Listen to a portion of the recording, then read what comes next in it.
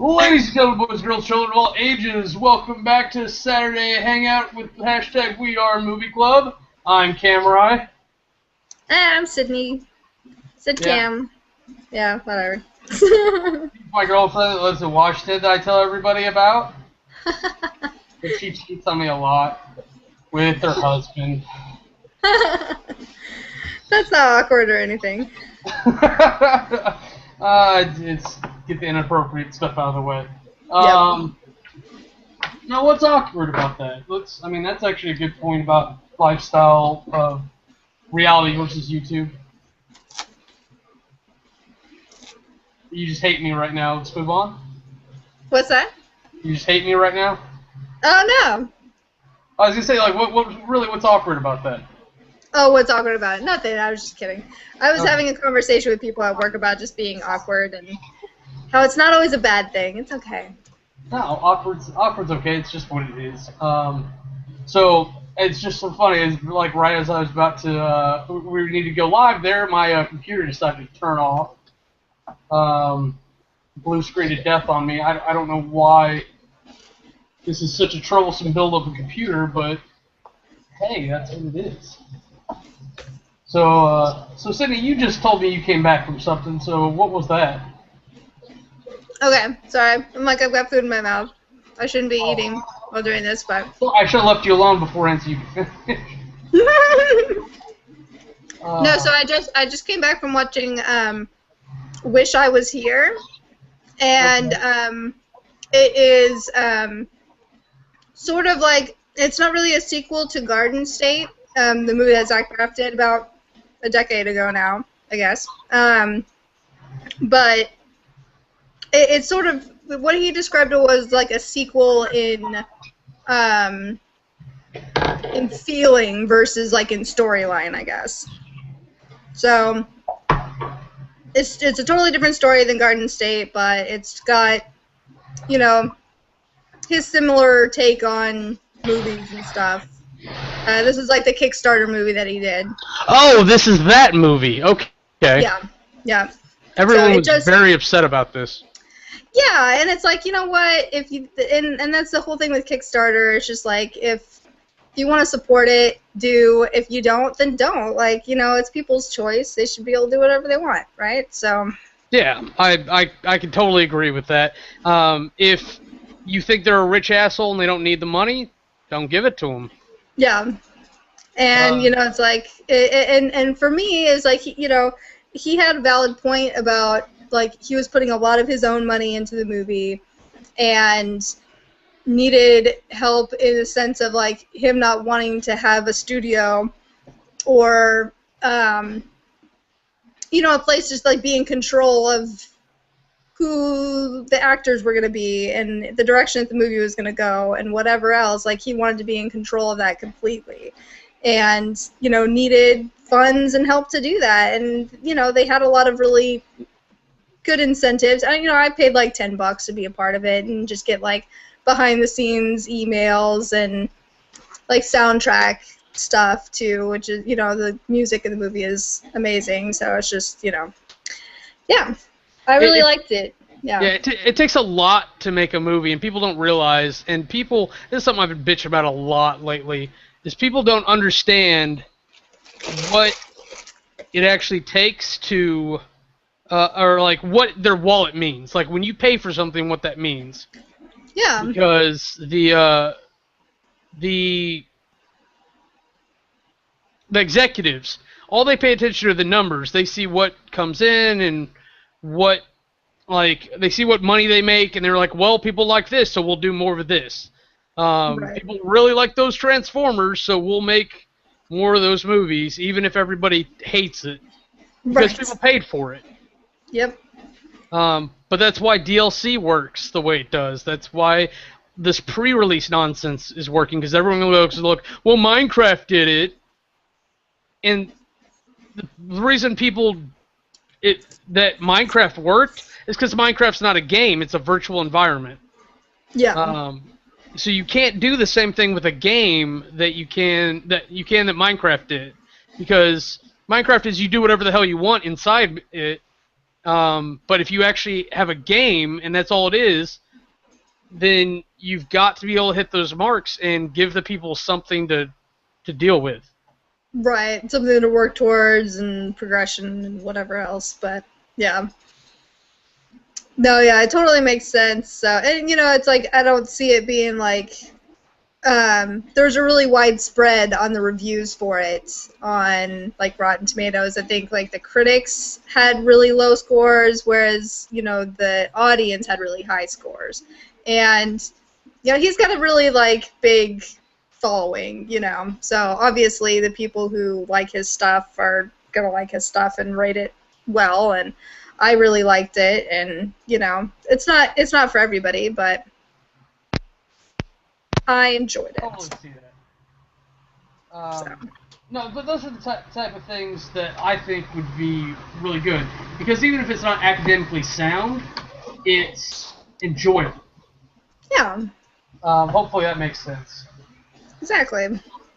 I'm trying to scoop.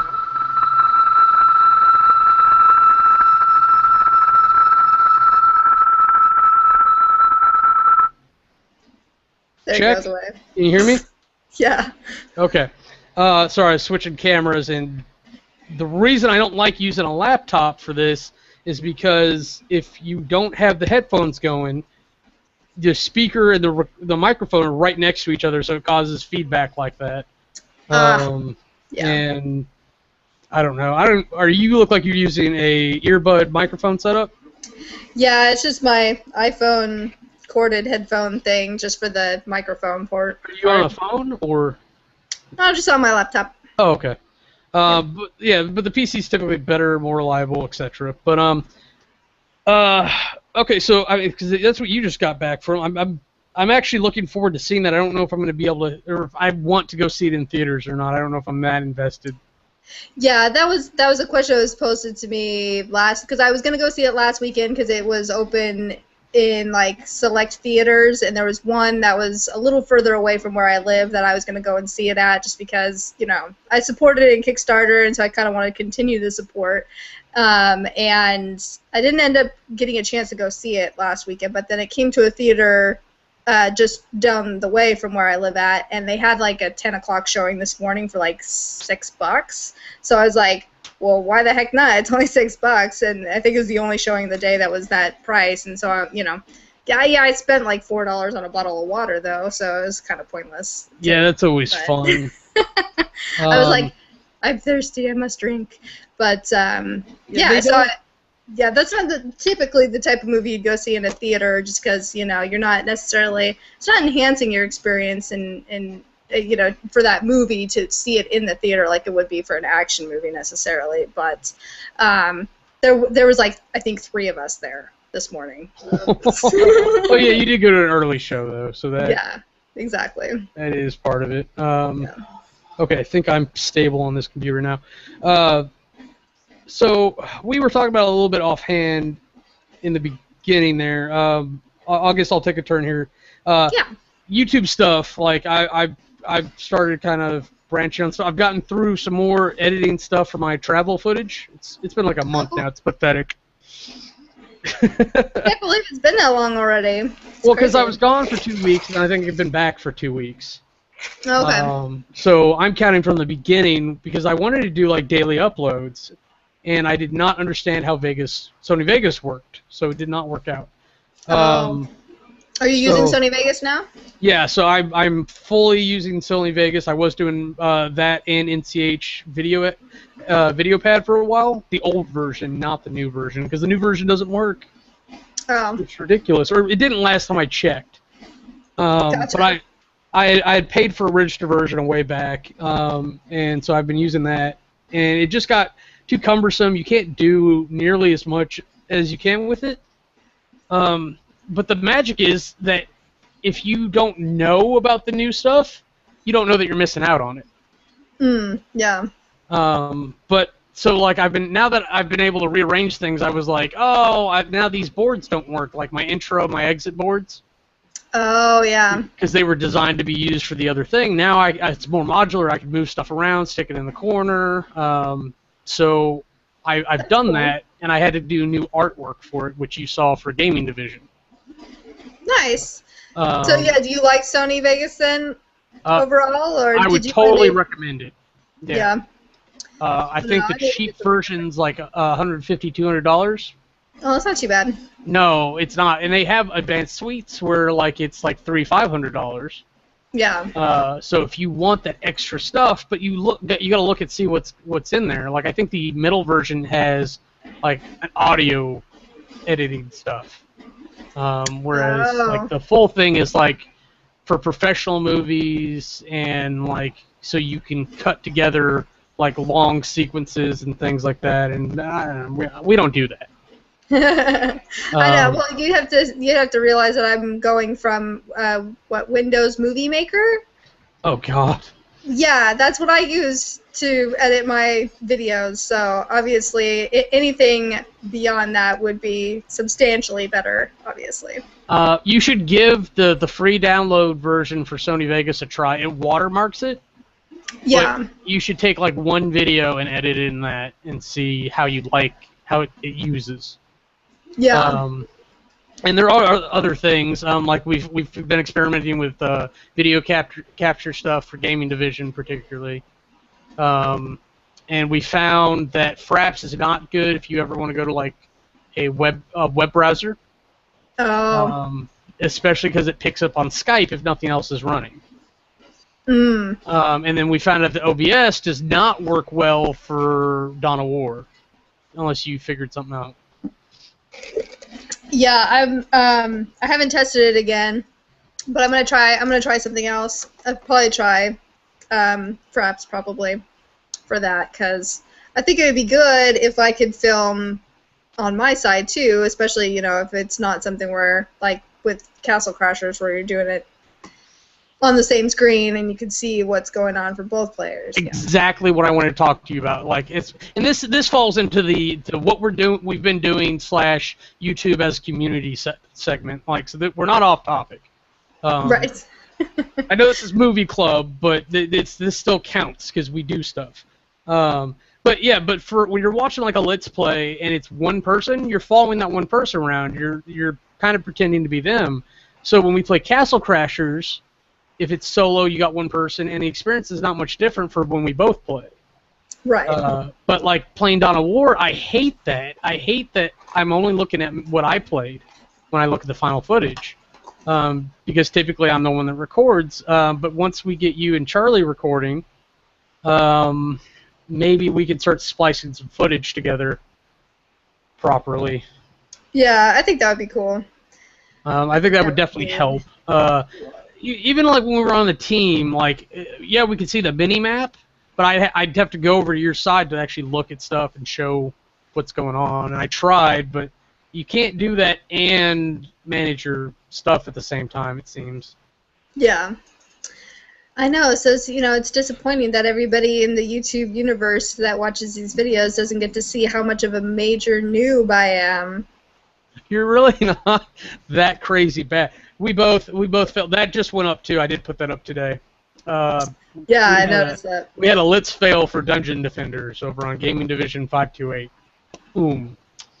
So I actually am kind of looking forward to that because that's I'll touch back on it, but I want to do another series called What the Fuck, where like I play games that I don't like. Yeah. And I'm like, so even if they're just one shots, it's like, well, let's get this on here for posterity. And I've got a small list running. And I think the first one I'm going to do is Sir, You Are Being Hunted. Did not enjoy that. No good? I'm not saying it's a bad idea or a bad game, but it's not for me. Yeah. I'm getting sad just thinking about it. But okay, so we can touch back on that like when we get to like what's upcoming. But hey, okay, we just talked about I wish you were here. Is that message from you? Facebook, stop it. Oh, okay, I see. Never mind. I guess I don't know. I guess I can start. Normally I like to go back through what we've been watching the week. Have you been watching a bunch of stuff? Have I been watching stuff Yeah. or Yeah. Do you watch stuff typically throughout the week? like movies or shows? Movies or shows, anything that's you watch it and it entertains you. I recently started watching Firefly. For the first time? Yeah. But Yeah. you've seen Serenity before, right? Because you were there for when Movie Club did that. No, I didn't watch it. Oh! Oh, you're for such a treat. I know. Okay. I knew that everybody was just like, so into Firefly and just like, and raged over the fact that it didn't make it past the first season, right? So like, part of me felt like, okay, well, do I really want to like get into it and be sad that it's not still on and be, only just that one season, but then there's the movie too, so I figured, okay, well, that, it's just kind of like an extended movie thing, so that's why I decided to watch it. So I think I'm up to episode 9. Oh, you're most of the way through then. Yeah, so most of the way through. I just watched the episode where where Jane tries to like sell out the doctor and the crazy sister to the gov, and yeah, didn't work out too well for him. That is one of the best endings I've ever seen to anything. Yeah, no doubt. I love Jane though. I was like, don't let him go out of the thing. Well, yeah, because he's the shitbag character you're not supposed to like. That's the amazing thing. But he's got a heart of gold somewhere inside that heart of lead. Yeah. You just got to wear away at it a little bit before it shines, So, like, ultimately he cares about people, but he has his own ego to maintain. He's such an interesting character. Like, did you... They were supposed to hide out in one of the rooms or something, and they make fun of him, like, for having a girl's name. You remember that? Oh, right, yeah. Yeah, and then he's like, was gonna leave you a pack of cards. So it shows that, like, oh, he even thought to bring him a pack of cards, and then they were jerks because he's normally a jerk. Exactly. So, like, it's hard. It's like, well, who are you actually upset with? The good people who did a mean thing, or like the mean guy who did a good thing? Right. Yeah, I think the one episode I thought where they go down to that one planet and there's like the statue of him there in the center of the town or whatever, and the whole story is like, oh, they all worship Jane because he dropped the money from the plane for them or whatever, and it was just like him saving himself because otherwise the plane ship was gonna go down or whatever, and so, you see him kind of being, like, sort of a douche where he's, like, just basking in the glory of all these people just, like, loving and worshiping him. But then, comes to the realization later on when he's confronted by his partner who'd been, in the box for, like, 4 years, something ridiculous. And that, is like, hey... And then that guy, like, dives in front of him to, like, save him, and he's just like, no, why did you do that, and so, yeah, you can kind of see the soft side there where he's like, he felt bad. You could tell that he felt bad about everything that had happened, so. Well, he felt guilty, like, for them lauding him from the beginning, and because at first he was, like, totally weirded out by it, and then, like, he got into it to try to appease himself, honestly. And you can see it building all the way to the point where the kid gets shot, like you're saying, and oh my gosh, from then on he's basically crying. Because, that song's amazing. Yeah. Because there's that line that Simon has a couple times where he's like, this must be what going mad feels like. And then I think Wash missed out on it, so like so he's like, we should go to the little moon where I'm famous next. Yeah. Oh, it's so great. It's so fantastic. Such a fantastic thing. And I keep wanting to mention things, but I don't want to spoil anything towards the end because I don't remember what order they go in. Oh, right, yeah. Especially because I want to point out, like Alan, Mr. Harry Britt himself, did this lovely review that's not at all racist on Serenity, and he watched Firefly. He watched Firefly to prep himself for the movie, and he had a few continuity errors, and it's still up. You can still go see it. Oh my! I'm gonna have to watch that then when you're done with the series and you watch the movie, go watch that review. Oh no, I'm excited. I'm like, can I finish it all today? Maybe. Possibly. Maybe. If we get some gaming in later. But that's wonderful. I actually have gone back and started trying to watch some older stuff. Like somebody suggested Dead Like Me a long time ago, and I just finally got it in. So I watched the first the only 2 seasons. There's a movie afterwards, I think. But Dead Like Me is about this angry little girl who gets killed by a toilet seat falling from a Russian space station that exploded. And then, like, instead of dying and crossing over, she gets selected to be a Grim Reaper. Oh. So it is her job to collect souls from people that die, or that are going to die, and then babysit the soul until they can cross over. Oh, that's interesting. Yeah, and it's kind of weird because it really plays with like the mystery of there being a god or heaven or hell or whatever. Because the different people like who get taken, like each one has their own fantasy that they cross over into. So like the yoga teacher actually, there was like an image of Shiva, like the 6-handed goddess, and he walked towards her, and then they crossed over. Interesting. Yeah, so they really kind of just mess with everything, and they don't really have anything set, because that's part of the point of the show, is that it's this big mysterious process, but life is a series of cogs in a big machine.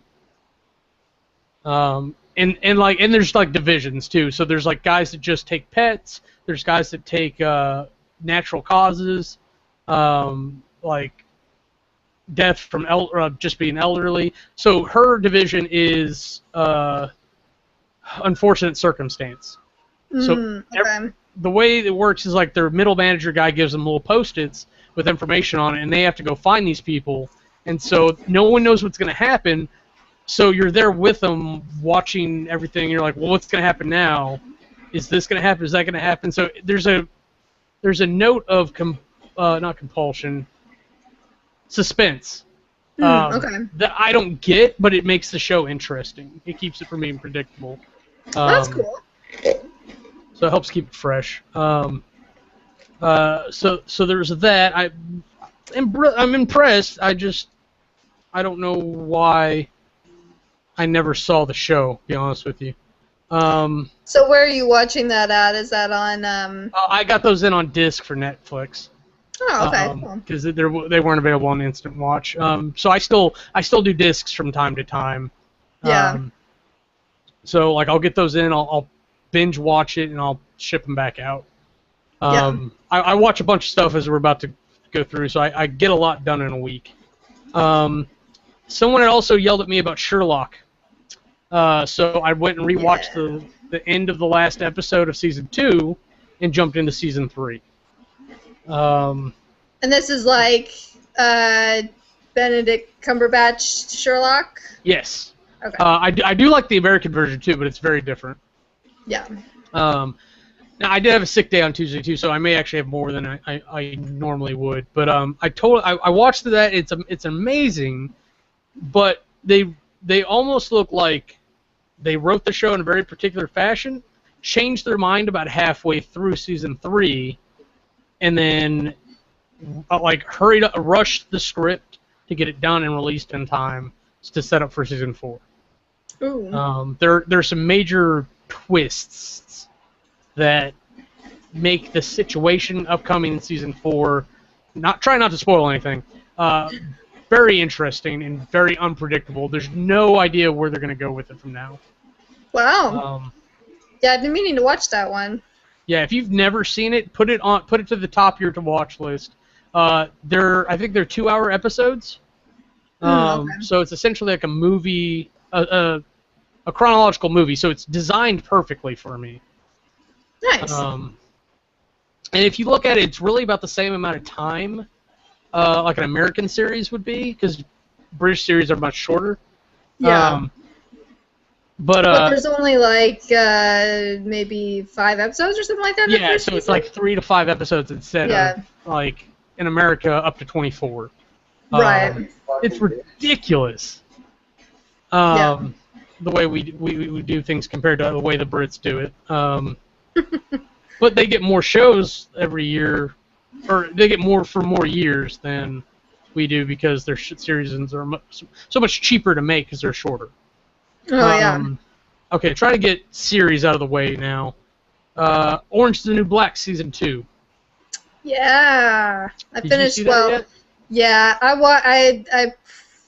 watched that. I think I watched the first maybe 8 episodes in one weekend, and then finished the rest of it like the next weekend. So, yeah, I'm kind of curious to see where that's gonna go to in the next season. Oh, in season 3?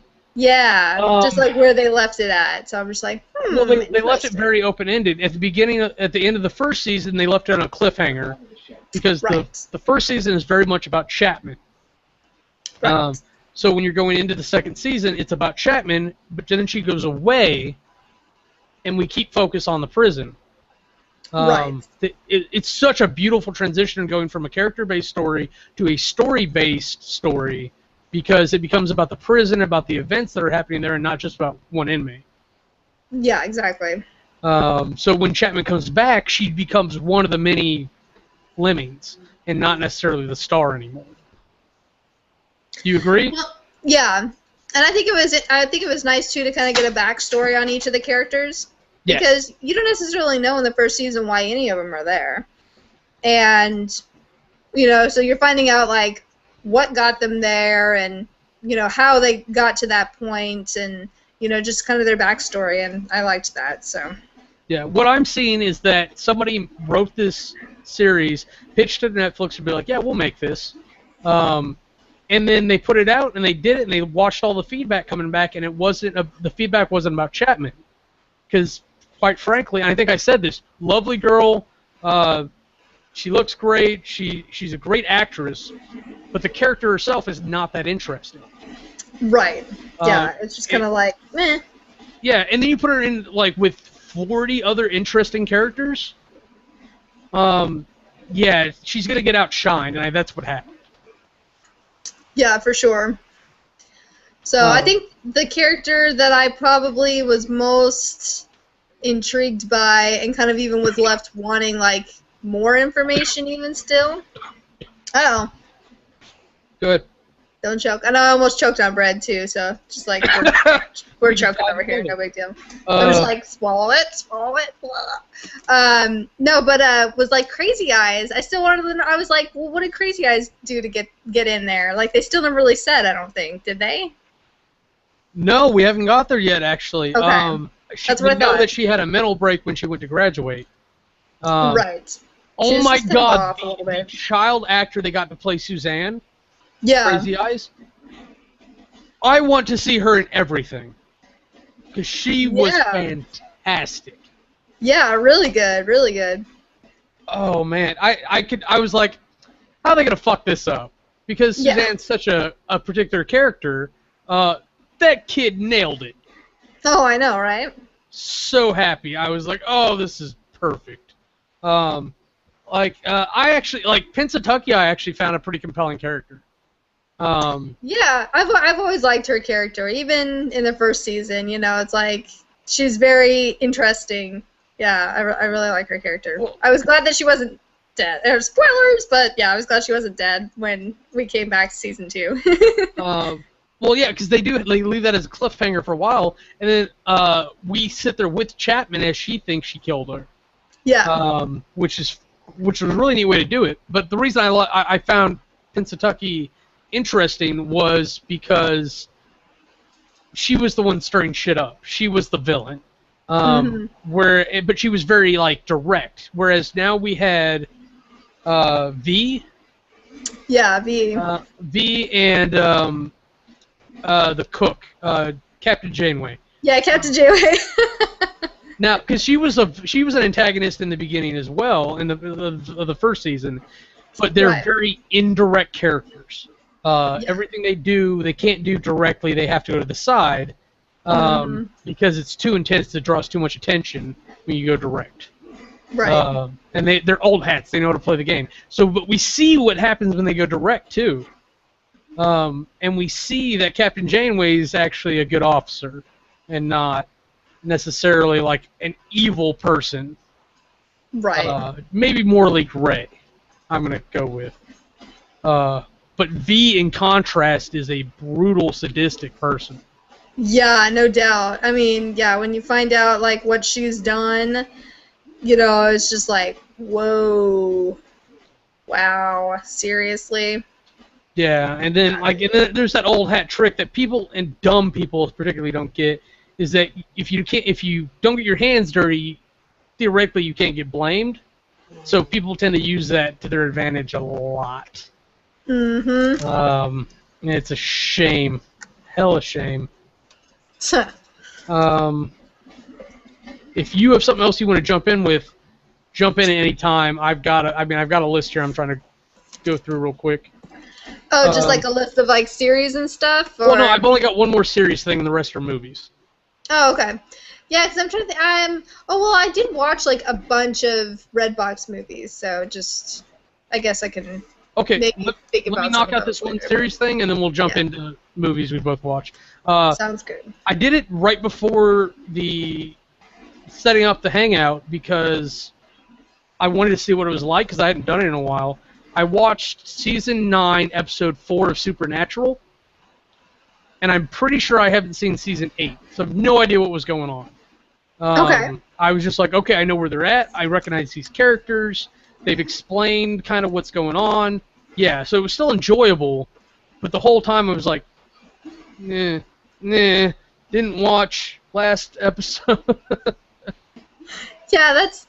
Oh, I think the only type of like series that you can do that with is like maybe a comedy or something where you can come into an episode that's just kind of in the middle of a season that you haven't seen previous seasons on, but like, yeah, progression story, dramas, and that sort of stuff. It's just like, if you don't know what's happened before, it's kind of hard to like get into it and be like, you know, involved in their story if you don't know what got them to that point. Yeah, I'll totally agree too. If a character gets pregnant, that will ruin your focus of continuity or your lack of focus of continuity. Because like How I Met Your Mother's a comedy, he's telling a story. Most of the things are individual stories, but overall they line up. But you can watch any one and still be entertained. Yeah, exactly. But as soon as she's pregnant or she has a kid running around, like you're like, whoa, wait, when did that happen? Right. Do you think that's a thing? Like it's almost like introducing a new character. Like it's like, oh, who's this? Right. What are you doing in my show? Exactly. It's like, wait, you don't belong here. That's not the way this is supposed to work. See, and you know, normally I would say that's how it would be with Robin and Barney's significant others, and Ted's actually. Now that I think about it, but with notable exceptions, it's like, oh, it's that's the random floozy for this episode. Right.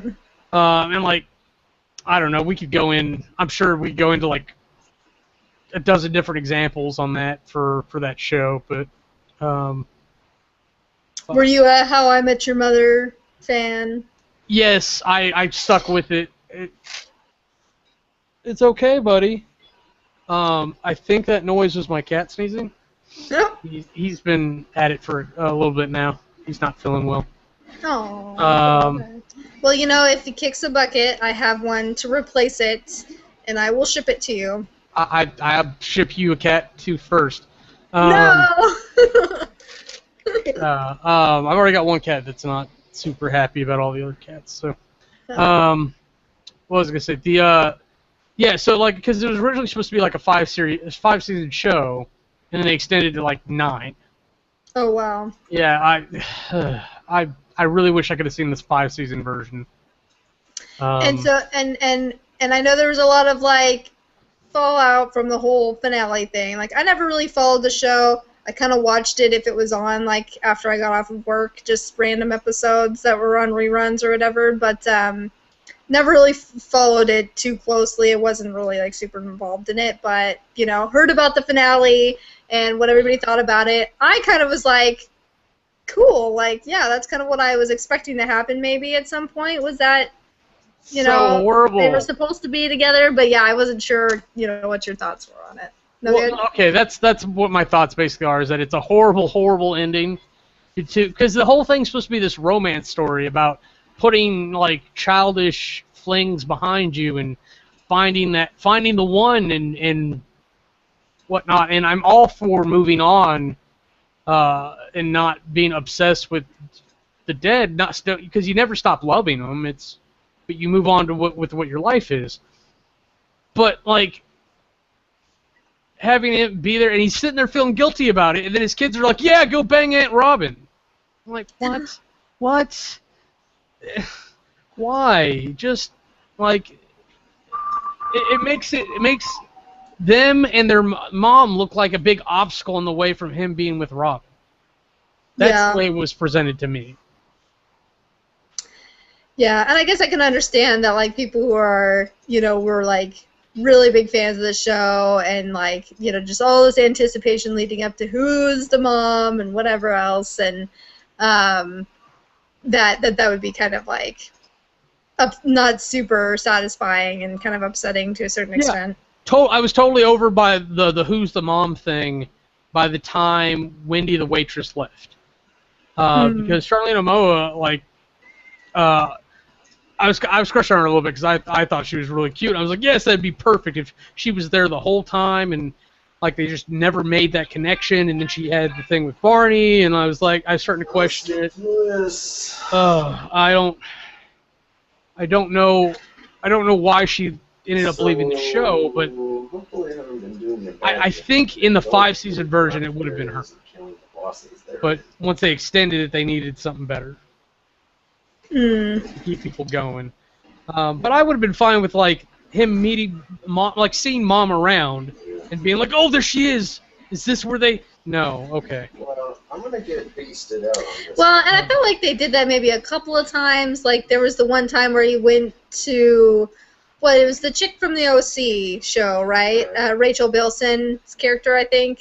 Is that who I'm thinking of? And he was like Hannah from Pretty Little Liars. Or you gotta. Oh yeah, her. Not that. Yeah, I got his half sister. Yeah, and so and you know her roommate was the mom, right?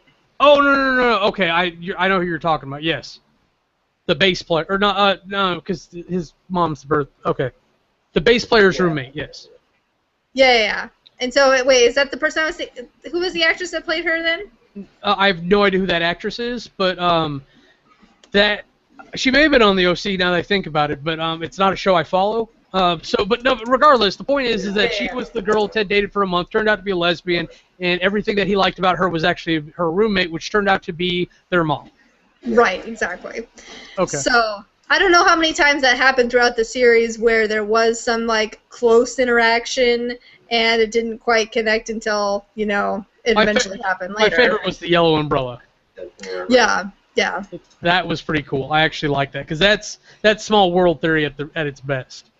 I don't know why I keep taking out this keyboard. I keep almost exiting the feed. All right. But moving on to movies, I do want to hear your Redbox choices. Let's see. I mentioned this last week. There's one on Netflix called Curse the Dragon Slayer. I said don't watch it then. I'm saying don't watch it now, but Netflix actually has 2 names for this. This is something stupid. Saga, Curse of the Shadow. Come here, you little bitch. Came up for that. And that's the name that actually makes sense, but either way, just avoid that fucking movie. Stay dead. No good, huh? Yeah, it's not a terribly good movie. It's a fantasy thing. There's not really dragons in it. It's all about this elf who is bounty hunting, and she hunts down the shaman who curses her as he dies. And then she gets this demon mark, and she gets picked up with this orc leader who gets outcasted, and a Templar who gets told to kill her when he's done with her. All in this attempt to keep the god of death from getting corporeal form. Which the end scene is just sad because it's literally like they've got like 100 women and they're just tossing them down a well, like the cult does, not the Lord. heroes. Oh, I was like, wait, what? Yeah, but that's what the heroes walk up on. But there's only 3 of them, so they can only do so much. Yeah. So they just, as soon as they can, which apparently is at the end when all the girls have been sacrificed, they start in, and then they have to like fight the god of death. I don't know. It's dumb. Anytime you try to fight a god or Cthulhu, it's just stupid. Yeah, it doesn't work out too well most of the time. Okay. You want to trade off? Do you want to do one of yours? Yeah, I was just trying to think of what I had watched. I mean, most of the ones that I watched were kind of meh.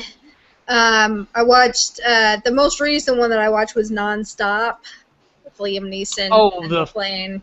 Plane, okay. Yeah.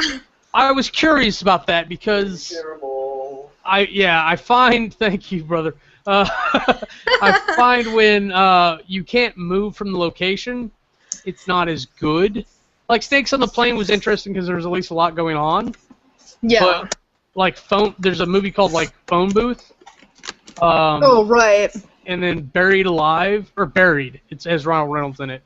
2 of the most boring movies I've ever fucking seen because you never leave that scene almost. Right. You can't watch. Yeah, sorry. Go ahead. Oh no, I was just thinking with this one, I mean, because it's supposed to be like an international flight, so the plane's a little bit bigger, and they do kind of like move throughout the cabin, and seen in the cockpit and in the station where the stewardess work and whatever else. So there's a little bit of movement, but yeah, it's very limited, obviously. So. Have you seen Flight Plan? Yes, I do believe so. How does it compare to that for scenes? I'm trying to remember. I think I've seen that one. I don't remember which one specifically that is. Okay, no worries. It's Jodie Foster. Her daughter gets kidnapped, and they try to tell her that you don't have a daughter. So yeah, I think with Flight Plan, there's probably, she goes down even into like the lower section of the plane, even, right? Yeah, like where the car goes at and stuff. Yeah, like a two-story thing, and. Yeah, so there's definitely a lot more going on in that, I think, than in this. They stay strictly above deck, I guess you would say, and there's no like second story plane type setup. But yeah, it was just. I was left somewhat, suspenseful as to like, okay, well, who is it? But they kind of like target certain people that look fairly, they make them look suspicious, and you're kind of like, well, is it that obvious that it's that person? I don't know. And the ending was just really kind of like like the way they ended it was really cheesy, I thought. It was just like, okay, really? I don't know about that. So, okay. But, yeah, it wasn't like so terrible that I like shut it off. But, yeah, it wasn't like world's best movie or anything. Okay, I can totally see that. I can kind of relate. I watched Riding in Cars with Boys. Oh, okay. Which I think is a little bit of an older movie these days. It's got Drew Barrymore and the little crazy guy from. Isn't it John Seymour or no John C. Reilly or something like that? Isn't he in that one? I think it's Corey Myers. No, I gotta look. Let's double check that real quick. I think that's his name. I know who you're talking about now. Yeah. Okay. So if you find out his name, Steve Zahn, maybe that's it. That sounds right. Yep. Yeah, Steve Zahn. Not a big fan of either of them. Yeah.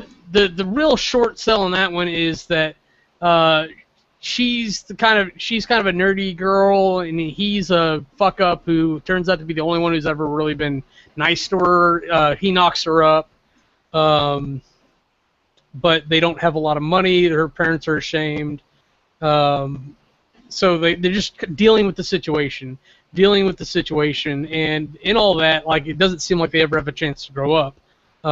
She becomes very self-centered in everything, and he gets addicted to drugs, and she grows up and publishes a book, and he ends up being some junkie in a trailer after they split up, and he ends up going with the daughter of her best friend who got knocked up in high school at the same time. So, like, there's this weird destiny effect. But it's really about, like, the dysfunction of families, and that's what it seems to be like. And you know what? I wouldn't be surprised if, like, Drew Barrymore wrote it. Now that I think about it. No, she did not. But it seems very eventful, being that she was the 8-year-old alcoholic after E.T. Yeah. Very interesting. And that's a shame too. But it's just kind of one of those funny coincidences. Okay, I was trying to get the junk out of the way. I think I've got one more meh, or two more really. What about you? Oh, like movies or? Yeah. Whatever you want to talk about, but I thought we were on to movies. Mm-hmm. I'm just scrolling through the Redbox page to kind of see. I mean, these were just movies that were obviously so great that, you know, I can't even remember what they were exactly. I watched 47 Ronin. Oh, the Tom Cruise samurai movie, or Keanu Reeves? Keanu Reeves. Keanu Reeves. Like. Yeah. Yeah, no, and yeah, it's definitely easy to kind of like mix those two up, the Tom Cruise one and the because they're very stereotypical action actors. Yeah, exactly. And you know, it's these weird situations where it's like, okay, why is this, you know, white guy over in Asia and, you know, trying to be a samurai? I don't understand, like, where you come from, you know, and it was very kind of, there was this element to it that I wasn't really expecting, I think. You know, with the Tom Cruise one, it was all just like very period into, you know, old stuff, you know, like old samurai stuff. Yep. Yeah, I'm very eloquent with my words today, obviously, but well, it's all Edo period, if I remember right, because that's when samurai were. Yeah, exactly. Whereas with this, it's almost set in, like in a fantasy realm, sort of, where there's like these, you know, CG creatures that don't exist in the real world that they're fighting, and people who morph into creatures and that sort of stuff. So, now I actually want to watch it. Yeah, I mean, hey, it might be your thing. I don't know. So, yeah, it was different than the Tom Cruise one in that sense, where there's a little bit of a different feel to it. But overall, was left feeling a little bit unsatisfied by it, I guess. I don't know. Well, that's the thing. Like, samurai movies are like Wild West, American Wild West movies. Either you love them or you fucking ignore them because you can't stand them. And sword fights, like especially samurai sword fights, are kind of boring. They're over pretty quick, just like Wild West fights. So unless there's a lot of drawn out talking, you don't have a lot of sword play involved. It's you do this, this, and this, and the battle should be over unless people are making mistakes. Right. And then, like, because now I can think about it as anime, because that's where a lot of Edo period stuff shows up, like Rurouni Kenshin and Samurai Champloo. Am I thinking the right ones? Okay. I know you watch some anime here and there, so. But But so yeah, so that's where my head's at on that. But like adding a mystical effect actually makes me want to watch it. Okay, let me blast through 2 of these and we'll talk about the third one real quick because I didn't realize what they were. There's a movie called Breakup. It's about a woman who is in an abusive relationship. He's a jackass. He beats on her. You know what? We Are Warriors. That's what it reminds me of now. But the selling point in this is that he hits her so hard one time she goes deaf, and I think it still takes another year for her to leave. But he finally ends up on the run. He's changing his identity, like mixing his face up.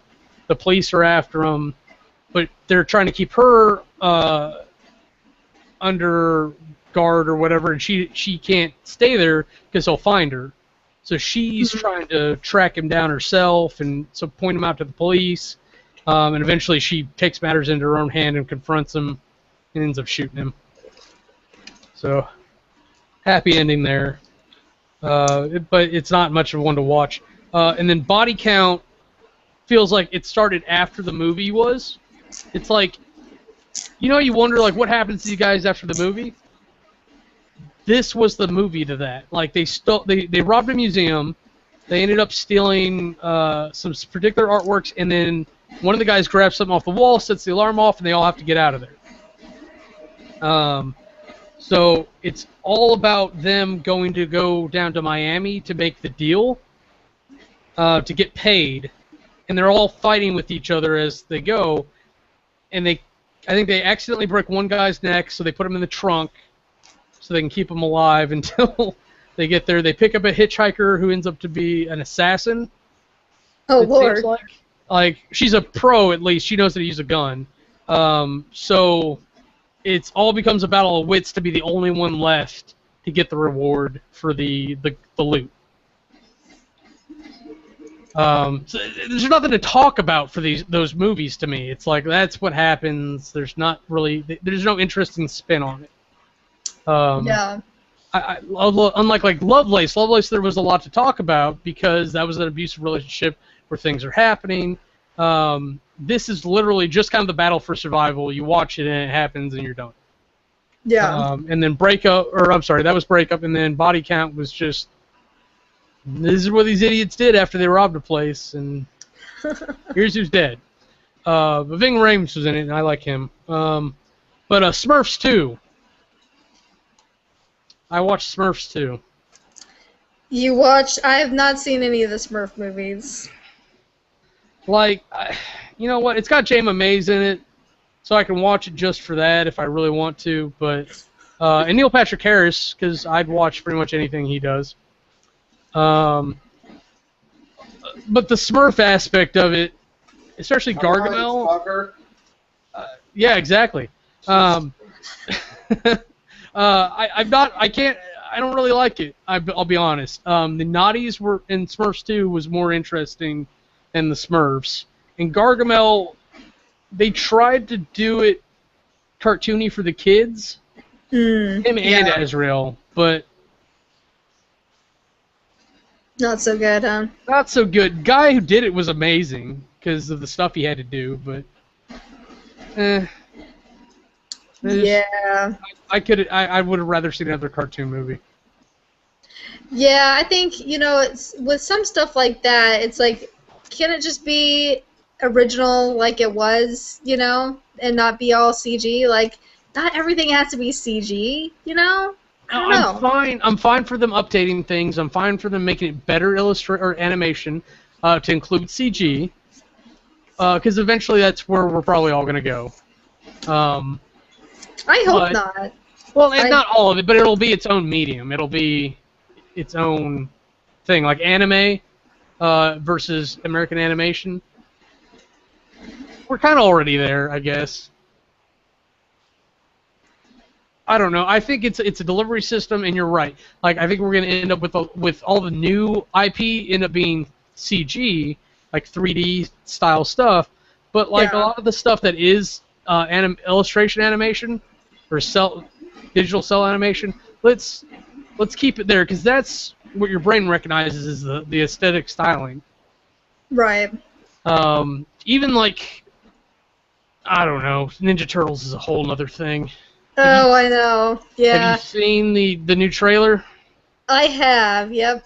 And I don't know. I mean, and I guess it's sort of the same with Smurfs also, but like both Smurfs and Mutant Ninja Turtles, they were both shows I didn't really watch as a kid. Like I wasn't really allowed to watch it because, well, Smurfs was like magical and stuff, and the religion I grew up in was like, oh, we don't watch that sort of stuff. It's bad. And the Mutant Ninja Turtles thing, I think it's just because like I'm a girl and if I didn't watch that, that's kind of more, See, Yeah. this is what I hear. Like, I just want to stop and point this out for a minute. This is what I hear when I hear things like that. It's like, no, you can't do that. You have a vagina. Like, what? What? It doesn't. No, well, yeah, no. But no, I it's think it cultural was just, expectations of gender versus sex, and. Yeah. Ugh. No, and I think it was just like it was probably that show may have kind of been geared more towards Oh, it was. boys, and so that's probably because I mean there was this one kid that I knew that just was like, oh, that's all he watched. It was just the best thing ever, and he loved it, and I was just like, yeah, whatever, and. Obviously, there was stuff that I watched that was probably the same way, but yeah, but with the trailer, yeah, again, it's just, it kind of makes me think of like the prequels to Star Wars, where it's like, you know what, I liked the whole puppetry aspect of the way that stuff looks, and the way that it looks old school, because that's what it is, it's old school, and to not make it try to look cool. I don't know. I just was not. I was not feeling it. I wasn't like, oh No, my gosh, so excited to watch it. I think there was a right way to do it, and unfortunately, at the time, there wasn't a lot of examples out there, so the precedent wasn't set yet. I think Lucas set the precedent on how not to do it. Right. Or how to, or when you have an existing IP at least, because people have expectations. It's just a fact. So. I think they could have done a lot more puppetry up close, and then on the big battle scenes done a lot of CG. I don't know. I think really if you ever see the cartoons, I think that's the way it should be. I think they should redo all 6 movies in that cartoon aesthetic. Yeah. I mean, if that's what people are used to, and that's what they liked and loved and whatever, like, it doesn't, not everything has to be put into a pretty package and made to look like super badass and awesome and whatever else. I mean, you know what? I take it back. I think there's a cell animated version and there's a 3D animated version. Now I think about it. Yeah. Shit, maybe. I didn't even think about that. I was thinking of the cell animation because I think it's a nice mix between the old school aesthetic and doing something modern. Mm-hmm. So if you don't even audio the things, literally play play the movie in the background and then just add animation on top of it. Yeah. That's all I'm saying, because I think you could end up modifying it to really come out on top. I want that so bad now. Yeah, I guess if we stop and think about who's doing the movie, right? Michael Bay, right?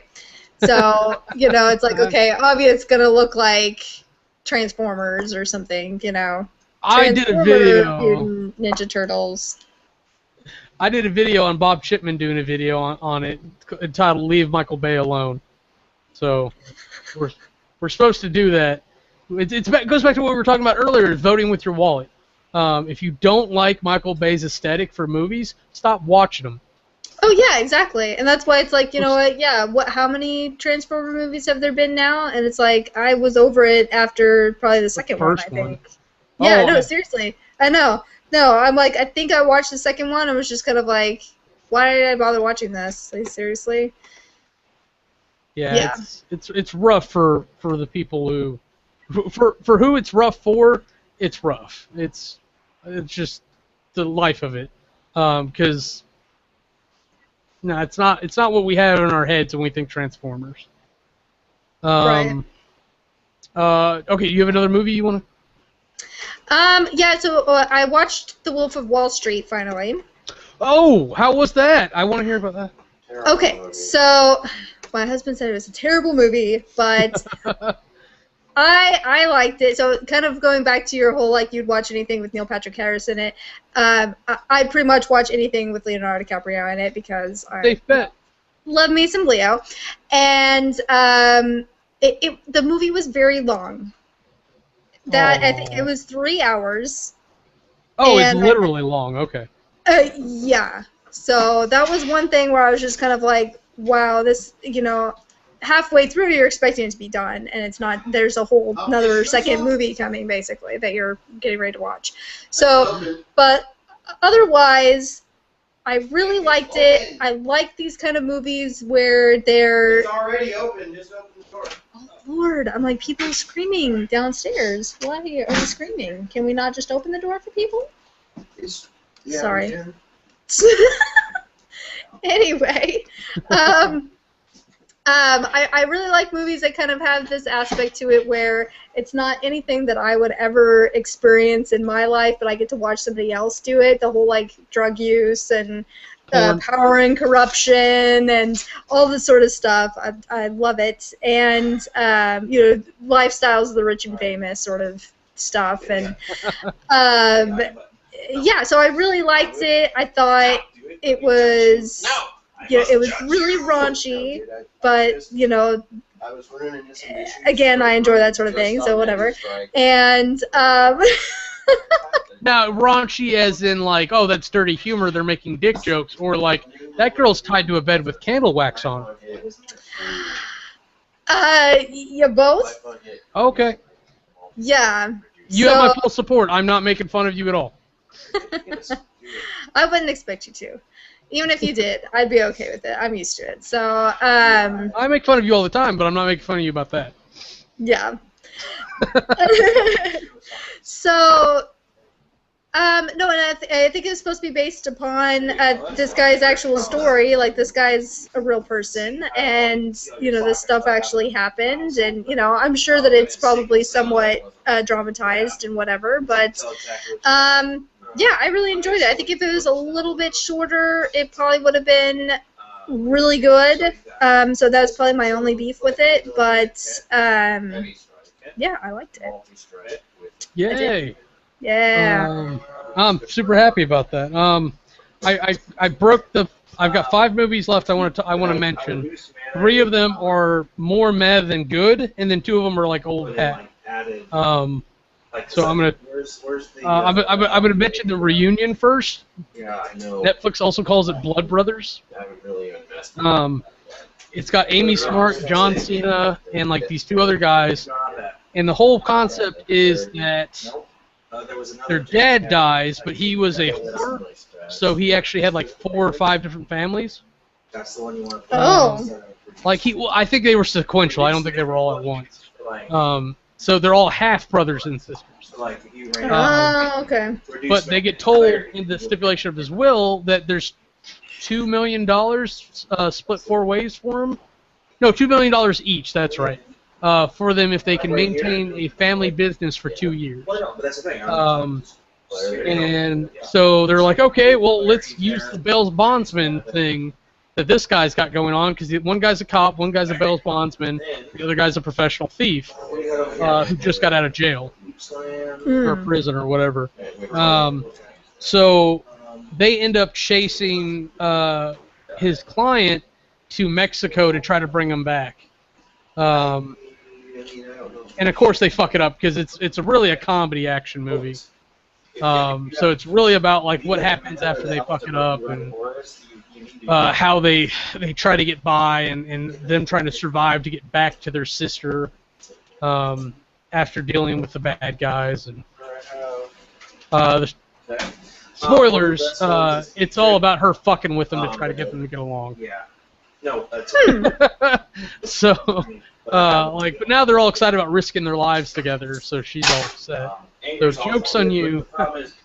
With anger, you need to have So- Amy Smart's one of those ones. Typically, I'll watch anything. the best just by itself. I doubt you have enough. Who is in it? Amy Smart and John Cena. He's a wrestler. Oh, yeah. He's actually a pretty good actor. Not saying that wrestlers can't be good actors, but it's a different thing to act in a ring than on a camera. Right. Like I like Steve Austin, but I don't think he's great on camera. I think he's good, but he's not great. The Rock is great on camera. Yeah. Because that's what he's wanted to do since he was a little kid. So That's kind of. good. Oh no, I was just thinking like it's pretty crazy that they've recently been talking about how he's like one of the highest paid or requested actors in Hollywood right now or something like that. That's insane. Well, because he's got the physique to make him like attractive, so he's good aesthetic commodity for anybody watching it. And he practiced running his mouth in the WWE for years, if not decades, at this point. So like that's what he's known for. That's what he's good at, is being a mouth.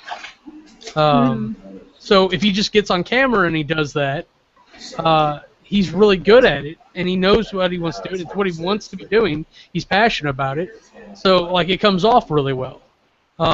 Cena's a lot more laid back on camera, which I like, but he's almost as funny, which is hilarious. Nice. Because The Rock, any scene with The Rock is kind of intense, just for him being there. Even when he's at a tutu. I don't know if you saw that one. Oh yeah, the one with he has a little girl or whatever, and he's like a football player. The Tooth Fairy or whatever it is. So that is a good movie. It just wasn't great. I don't know if I'd go back and watch it per se. And the reason I watched it is because Amy Smart was in it, but she's hardly in it. So yeah, so that's kind of a bummer then. yeah, it's like, oh, it's not what I wanted, but it's still good. It just leaves that taste. Do you have one you want to go on, or? Yeah, I was trying to think. I knew that there was another one that I had watched, and I'm trying to remember what it was. I'm just kind of scrolling down through here. So I watched a movie About Time, and that sounds so familiar. It's with Rachel McAdams, and then there's that redhead guy who's, I think, British or something. I haven't seen him in anything before, but he's supposed to be like a time traveler. And so he kind of like jumps back and forth in time to kind of make this relationship with this girl work out. Is this the time traveler's wife under a different name? No, I know. It's funny, though, because I think she was in that, too. Wasn't she? Yeah. I'm pretty sure? Yeah. And I remember that being really good, but I don't remember this one, but I remember the name. Why do I remember the name? And I'm working down here to grab this. So. Oh, I remember this now because he has to use the closet. Right. Yeah. Did you see that one? Yes, I did. I have seen this one. This was really good. Now that I remember what it is.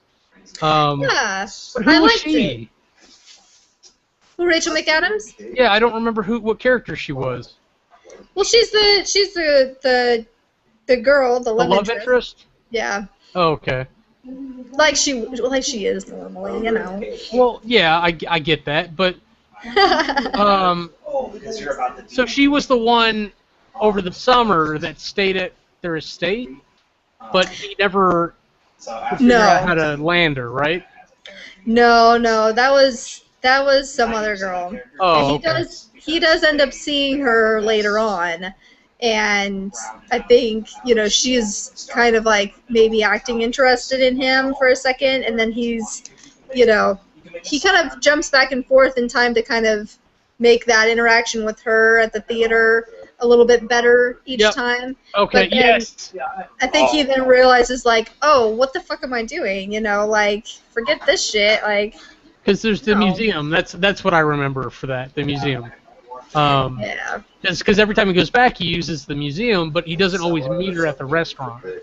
Right, yeah, because, he misses the whole restaurant interaction because he decides to help his dad's friend, I think, the uncle or whatever. Or he's not the uncle, it's, I think, his dad's friend, the one he stays with, who's the playwright or whatever, and, like, he actually goes back to help his show actually do well. Yeah, because the guy forgot his lines, right?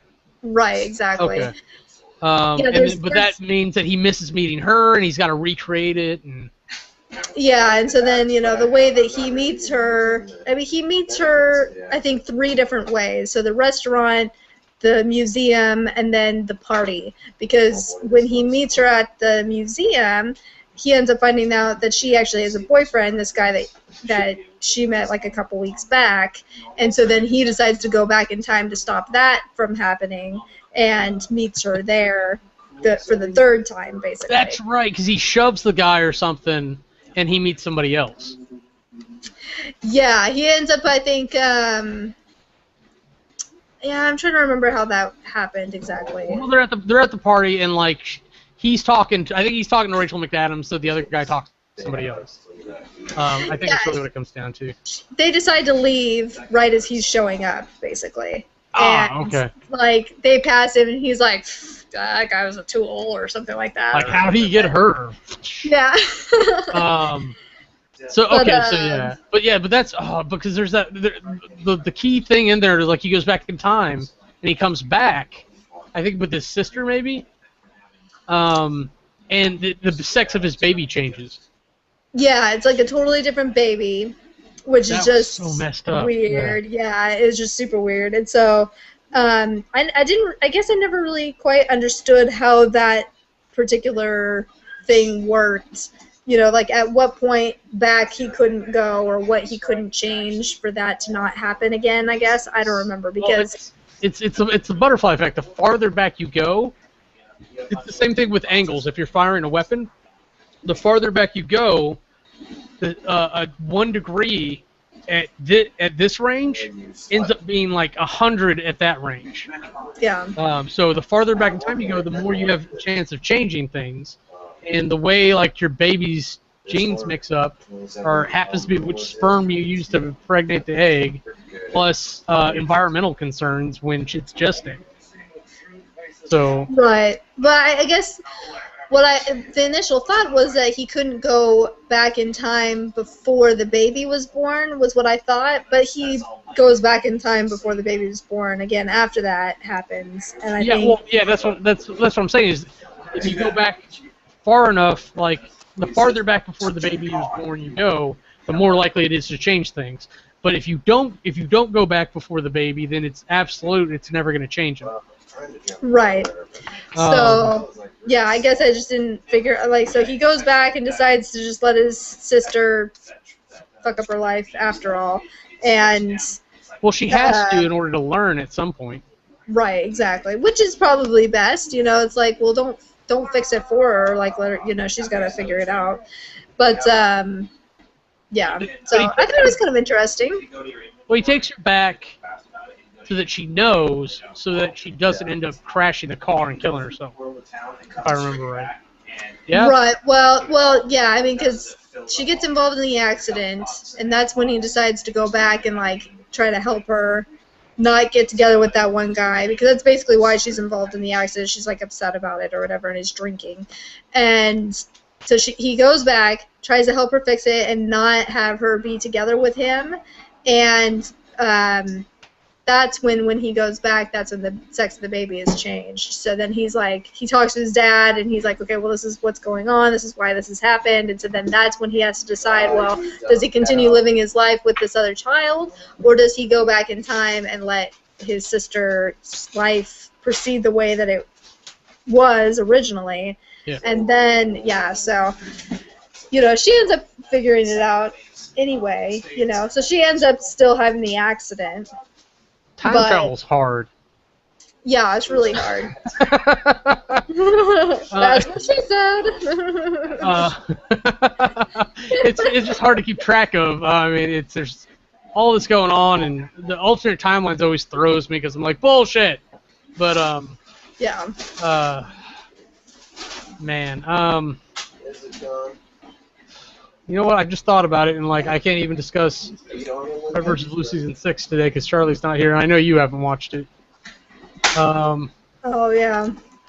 Okay, so where's Charlie today? Charlie is fucking busy. That's really the long and short of it. I don't know how much he wants me to say, but he's moving house for situations and trying to be a professional or a student and still eat food. So he's got things going on, and we may have to adjust schedules to to make things happen because there's only a couple of us involved right now, so we can do that. Well, I thought he just recently graduated. Is he doing school? Well, he's going for his master's now, so he's a graduate student. Gotcha. Okay. Yeah. So okay. So next shitty movie. There's a movie on Netflix Instant Watch called Passion. It's a Rachel McAdams movie, surprisingly enough. Oh wow. And it's all about fashion. I think it's fashion. Or no, technology. It's a marketing group. But it's Rachel McAdams plays like this high executive who has this other girl as an assistant who has her own assistant. And then Rachel McAdams is fucking this one guy who's actually also fucking the first assistant, the brunette assistant. And then the brunette has a redhead assistant. It seems like a joke. I've set up a joke, but so the brunette has an idea. She works on it with the redhead. She presents it to the blonde, who's Rachel McAdams. The blonde steals the idea, ends up sending the redhead to London for whatever. I think they work out of Germany. I could be wrong. So like, she has to go and present the idea that was stolen from her. And so Rachel McAdams is playing this manipulative executive who is making the dude do whatever she wants, and then abuses her relationship with the brunette, like trying to seduce her even. But she turns it into a thing where like she was sexually harassed by the brunette, which is all this kind of weird inner love story thing.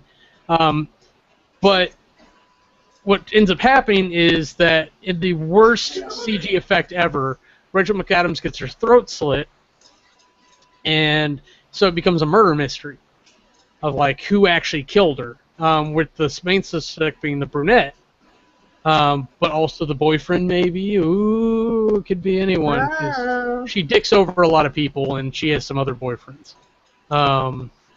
So it goes through there, and spoilers. It turns out that the redhead killed the blonde so that she could be with the brunette. What? And then blackmails the brunette with video footage of the brunette. I'm sorry. The brunette did kill the blonde. The redhead videotaped it and blackmailed the brunette into a relationship. That's what happened. I'm sorry. But they present it as if the brunette might have done it, and then they find evidence that the boyfriend did it. It's Wait, so so who complicated. did it? Wait, what? The brunette actually did it.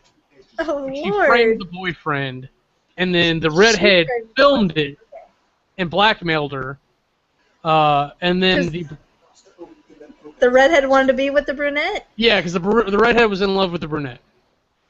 Wow. Okay. But the fucked up part is that she was blackmailing her, and then while the redhead was sleeping, the brunette tried to find the phone that the information was on, so that she couldn't send the evidence to the cops.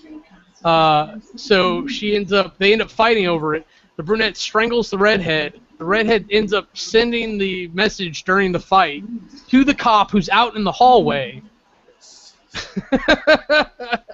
And the brunette ends up going back to sleep, and she wakes up to the cops coming in on her. Wow. I had just pulled up the movie on Netflix just because I was curious to see, if there's any info on it, and the photo for it looks kind of interesting. I mean, they look like very attractive folks and stuff, but that whole story thing, that just sounds way out there, man. Yeah, I mean, I totally spoiled it, but yeah, I'm like, I don't need to watch it now. It's fine. it's actually, I would almost suggest just watching it just to see how it all goes together. like how it really comes together, and like academically, like, is this how you make a movie? Oh my gosh. I'm trying to look at that thing now because you got me interested about what you're looking at. Now you get other items here. And it looks like they got rid of the easy access to your list. potential for better. What? Get higher level. They keep changing this interface, and I hate it. Yes. Yeah, I know they You're keep. not gonna see like a jump in. Yeah, Netflix has changed so many times. Where's my friggin' list? Is it gone? Do I not have a list anymore? We're gonna have to change that. I'm so upset. It's alright. Uh-oh. It's on your side. Oh, you don't care about me, shush. There it is. It's all the way at the bottom. It's at the bottom where the terrible things used to be. It's not made for Oh, that's Hey, well, stupid. I'll get you a... And I bet it's not even on my list anymore. You're gonna stand that one. Why? Why did it come off? What did I do? Okay, so, anyways, do you have another one you wanted to shoot off? Oh, I don't know. I watched the second Hunger Games movie too. Wasn't that so good? It was good, yeah. Get surrounded. I was so I'm curious to see now what's gonna happen in the next one with the folks and Especially with Seymour Hoffman. Wait, is that his name? yeah, Pish. Oh, Yeah. Pish. I'm really interested to see where that ends up going. Now I haven't read the books. I think I'm going to do Audible for them because I just did The Fault in Our Stars on Audible. Yeah. And I like it. It's just not loud, not very loud on the phone. So I've got to find a way to compensate that if I'm going to listen to it in the house. But I think I'm going to start doing that. I think that's a real good way to catch up on reading that I've got to do, or I want to do. Yeah, seriously, right? I would probably do that if I was if I commuted still to work, because I used to be in a car for an hour each way, and so that would have made it really easy. It's okay, well, if you're sitting someplace and can listen or whatever, but I find it really hard to just listen to something and not be doing anything else and being distracted, I guess. Well, no, yeah, that's how I would do it. When I'm at home, I'm editing something, I'll have it on in the background, or I'm at work, I can throw some music on in a headphone, I can throw a audiobook in there as well. Yeah. As long as I can remember where I left off when I put my headphones down. Right. Because that's always a problem. So okay, I've got 3 little movies. Let me go through these real quick. I don't think they'll take that long. Right. Under the Skin. It's a Scarlett Johansson movie. For all the pervs in the audience, I will happily say that she gets full naked. Though it's not the most flattering I would think of her. Really? Yeah, it was actually in the beginning, because at the very beginning she starts. Once you finally get to her and the other girl, she starts naked and she's stripping this other girl to wear her clothes. Because she apparently kidnapped her, is what it looks like. So I'm like that.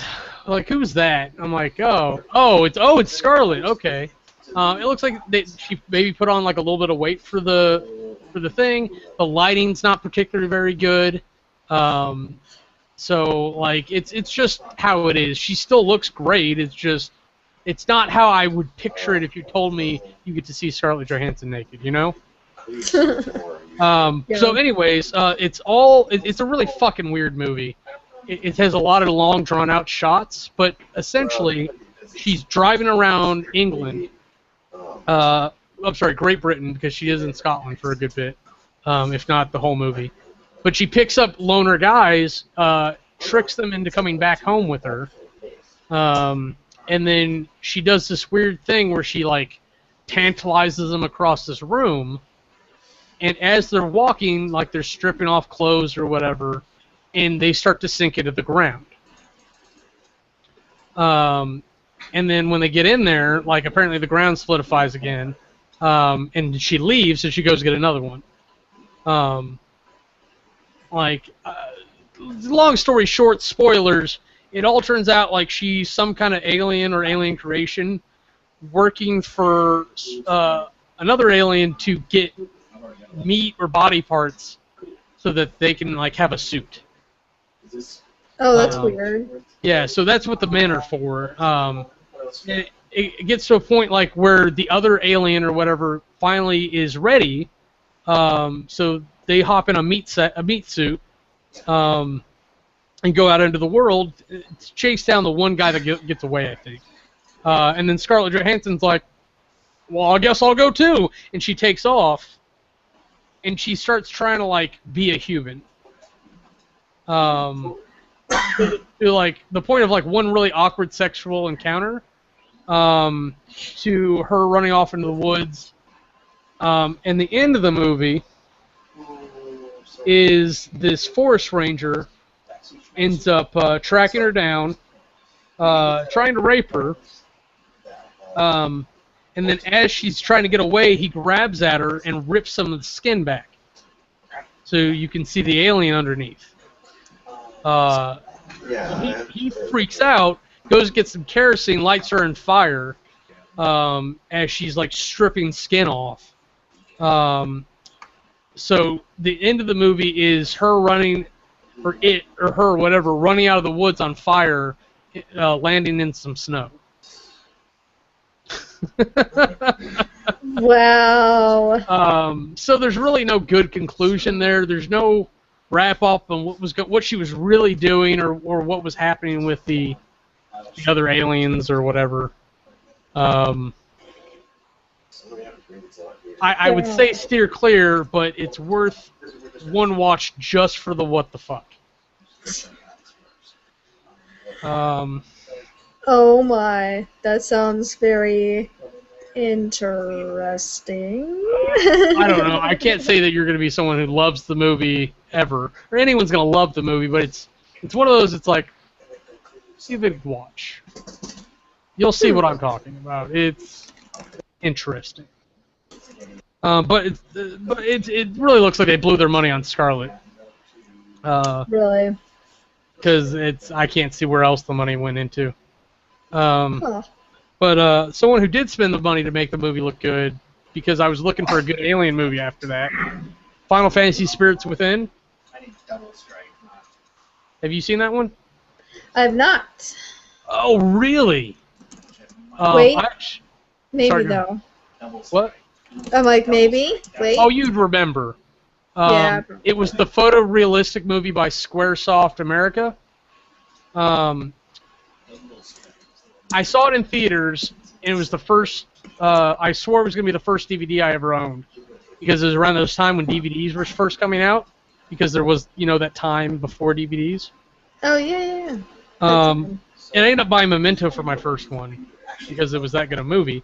But Final Fantasy Spirits Within was like the video quality was so good, you can literally count the freckles on her face. The hair flows pretty naturally. But people were weirded out about it because if you're familiar with the Uncanny Valley, like, people don't know how to handle it when something looks real but isn't. Yeah. But to me, it crosses it. It's on the other bank. It looks real enough without being real. But then it had a lot of weird Gaia theory stuff where, like, the Earth had a spirit. And the whole movie was weird because it was supposed to be a dystopian alien invasion that turned out to be ghosts. Like, you figure that early on too. That's not really like a secret. Yeah. So, like, now they've got to figure out, like, how to defeat ghosts, and no one wants to believe in Gaia theory, and unfortunately the average audience member is going to side with the villains who don't understand Gaia theory. Unless you're just used to playing Final Fantasy games or JRPGs, and then you're like, no, I get it. I get the structure of the story. I don't know. Are you a JRPG person?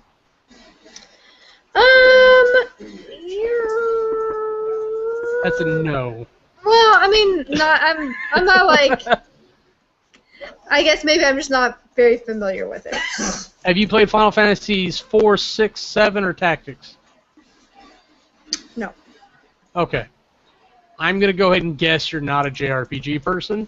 The typical understanding and the difference between JRPGs and Western RPGs is that JRPGs, you actually play through a story as like a third party, like, even if you're the character, you're watching from like a third-person perspective of the story. Whereas an American RPG or Western RPG, you take like Dragon Age, you take charge of the character, and that character is you in the story. Okay. There's a better sense of agency, whereas like Japanese understand, like or the character is a cog of the story, and it's okay to live that role in the story, in a predetermined story. Whereas the Western, you make the story yourself, is what it feels like. I see. Okay. Yeah, WoW's actually a really better example of a Western RPG. The MMORPG genre in general. Yeah. Okay, in the last movie I'm going to talk about before I cry about Red vs. Blue is Jersey Girl. Yeah, I think I saw that on TV the other day. I didn't actually watch it. That's with Liv Tyler is in that one? Liv Tyler, Ben Affleck, J-Lo, George Carlin. And the little girl got kind of famous too, and I can't remember her name offhand. But it's the one where the whole premise is that Ben Affleck and J-Lo are together. I roll here. And then she dies giving birth, and he has to move back in with his... and then he tanks his career, moves in with his dad, George Carlin, and has to raise the kid. Interesting. So it looks like Jason Biggs and Will Smith are in the movie too. What? Jason Biggs is in there. Will Smith does have a cameo. Interesting.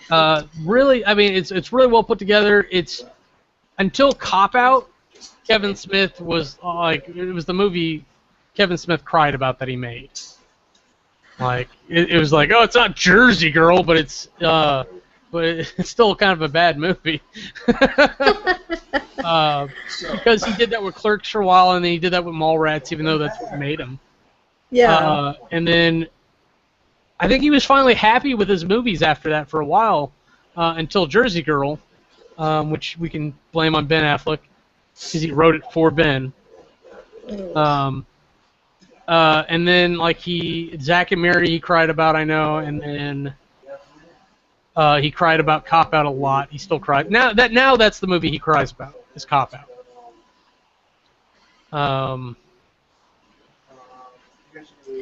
Hey, Kevin Smith has the same birthday as me. Interesting. Oh, really? Sorry, I'm all looking. I've got your screen over here, and then I've got like my Google screen over here where I'm like looking up all this stuff. I've got a laptop to my left as well, so I mean it's I come prepared. But that was really the last movie that I watched. It's always good to go back and watch some movies that you really liked. And Final Fantasy Spirits Within and Jersey Girl are probably my top 100. If I have a top 100, I don't know what it would really look like, but. So you liked the Jersey Girl then? Yes, I would recommend Jersey Girl. I actually think it's a really sweet romantic story, and I think it's got good family values. And I like seeing family movies, not like family-rated movies, but movies about a family of people. Yeah. Like a small tribe, if you will. Because the dynamics that go on in between the characters are always super interesting to me. I like behavioral science. And you see a lot of that demonstrated in character-based movies like that, or shows even. It doesn't. Interesting. Well, then that makes me think of. I was just thinking about there's some trailers for movies that were coming out that I watched today. And there's one on there that's kind of like a family, movie about a family sort of thing. And I was like, oh, I want to see that. What was that one? Go ahead and do that. We'll talk about the other one in a minute. Well, and we can come back to that if you had another one that you were watching and wanted to. No. Well, I did, but like Charlie's not here, and I know he watched it, and I know you haven't been keeping up with the weeklies lately as much as we'd love for you to start doing that again. Yeah. Yeah. Fuck you. Yeah. No, you do what you do. But I know you know movies and you know how to talk about movies, so I'm happy to have you here. But like. I've been having us go through Red vs. Blue, and we finally got through Blood Gulch Chronicles. and we got to my favorite season, which is season 6, which is the start of. I'm trying to get that in, see if he sneezes again. But season 6 is my favorite. It's the start of the. I can't remember what it's called. It's like Recreation Trilogy, because there's the 3. It's like Reconstruction, Recreation, some other thing, and then the Freelancer Saga ends up finishing up with seasons 9 and 10. But it's really where we see him come into a whole new light in animation, and I really like the serious tone that it picks up in season 6. So I don't want to talk about it too much if you haven't watched it. Yeah, no, I haven't watched any of it before. I guess I look at I've seen like maybe just like an image on it, just like a picture of, you know what I'm trying to say? Do you know what I'm trying to say? Like, when you're going through Netflix and they've got a picture of the movie. Oh yeah, thumbnail or something. Yeah, whatever. Okay. You know what I'm trying to say though. But yeah, for that one, I don't know. It doesn't speak to me, I guess. I don't know what it's about. Red versus Blue in general? Yeah. Oh, don't let Charlie explain it to you. He'll turn you off. But Red versus Blue is a machinima. It's on season 12 now. It's technically a web series, but the way the web series are designed, they're designed so that when they end, you can watch them as a movie. Okay. So what's been happening with We Are Movie Club, Sydney, just use your research, is that I've been having us go through Red vs. Blue season by season. We did season 1 way back on the 2nd episode of We Are Movie Club, because I wanted to try to do something different to see how everybody reacted, and everyone fucking hated it. Because it was the first one from Halo Combat Evolved back in like 1997. Old shit. But the jokes are still good. But not a lot of people got it. Some people did. So what it is they put together a comedy series using Halo where they play it and they dub over audio tracks. And Blood Gulch, the first 5 seasons, is centered on a red team and a blue team who are supposed to be fighting each other in the middle of a box canyon. Or in a box canyon. So there's a lot of like questioning life. Like the first line of the show is, you ever wonder why we're here? And it's 2 of the red team members having this existential conversation, and then it's the blue team spying on them, trying to see what they're doing, and they're arguing over the sniper rifle, because that's the only scope they have. So for someone like you who's played games and knows games, you probably get more out of it than the average watcher. And I insist that you don't need to know anything about Halo to enjoy this, but it helps. So yeah, my knowledge of Halo is fairly limited. Well, that's good, but you know video games, so you understand that like in multiplayer they're running around this map where they're supposed to be shooting each other, and it's red team wins or blue team wins, yay, capture the flag, etc. But that's not the center of the show. It's just where a couple of the jokes come from. Like the Warthog. You know, you're familiar with what a Warthog is, right? The Jeep. Yeah. So they're like, well, Sarge presents the Warthog. It's like, I like to call it the Warthog. Why Warthog, sir? What? Well, it doesn't really look like a pig. It looks more like a big cat, like a puma. Like the shoe company? No, like it's a big cat, like a lion. Like, you're making that up. Listen, sissy boy, you see these toe hooks? They look like tusks. What other animal has tusks? A walrus. Didn't I just tell you to stop making up animals? And it's a lot of jokes like that kind of just put into a series. That's how the first season is anyways. And I see. And the second season builds up an actual story, and the third season is this beautiful mix of the two. The fourth kind of dips because of the story, and the fifth actually rounds it out pretty well with a kind of, sad ending. But we pick up in a couple miniseries, Out of Mind and Recovery 1, and we go into season 6 into a more serious story that actually picks up from the end of all this hilarity in Blood Gulch. So I would really suggest that you try it out. If you don't like it, you don't like it. But start with season 1, and if you absolutely can't stand it, I would actually recommend watching it on Netflix in movie form, Okay. as opposed to by episode, which is how it is on YouTube. You can actually go to youtube.com/roosterteeth, and they have it all there, season by season, by episode. But if you watch it, it's better if you watch it as a movie. And if you don't like it, you turn it off. That's fine. I would suggest that you jump ahead to season 6, if you really feel necessary, and try watching it there because it's very different. And if you still go ahead. Oh well, here on Netflix, it has like Volume 1, Volume 2, Volume 3, Yeah, 4, so and 5. start with or Volume whatever, 1.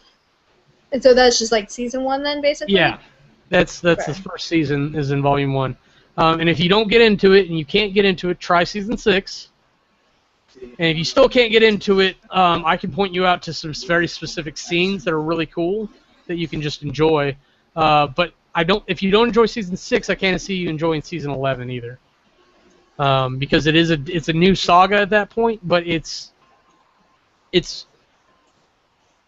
similar. It's similar enough to the season 6 through 10 saga that I can't see you getting into it.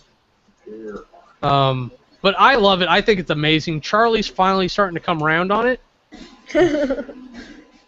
But that was as season 5 was ending, so now we're done with Blood Gulch.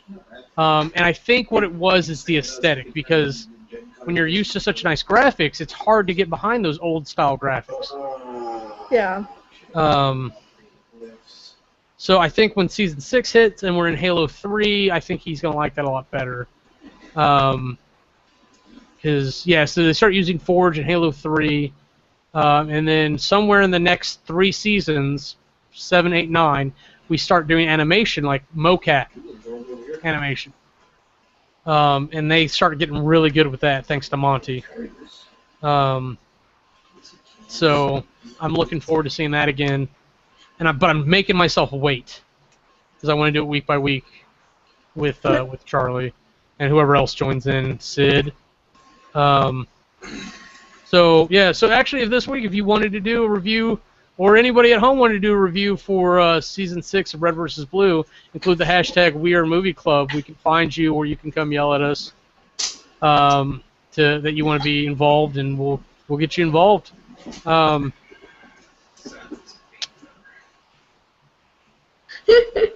I hate that shit fucking look you give me, because I'm not trying to pressure you, but you're just like, no fucking way, no. No, it's fine. And it's funnier more than anything, but so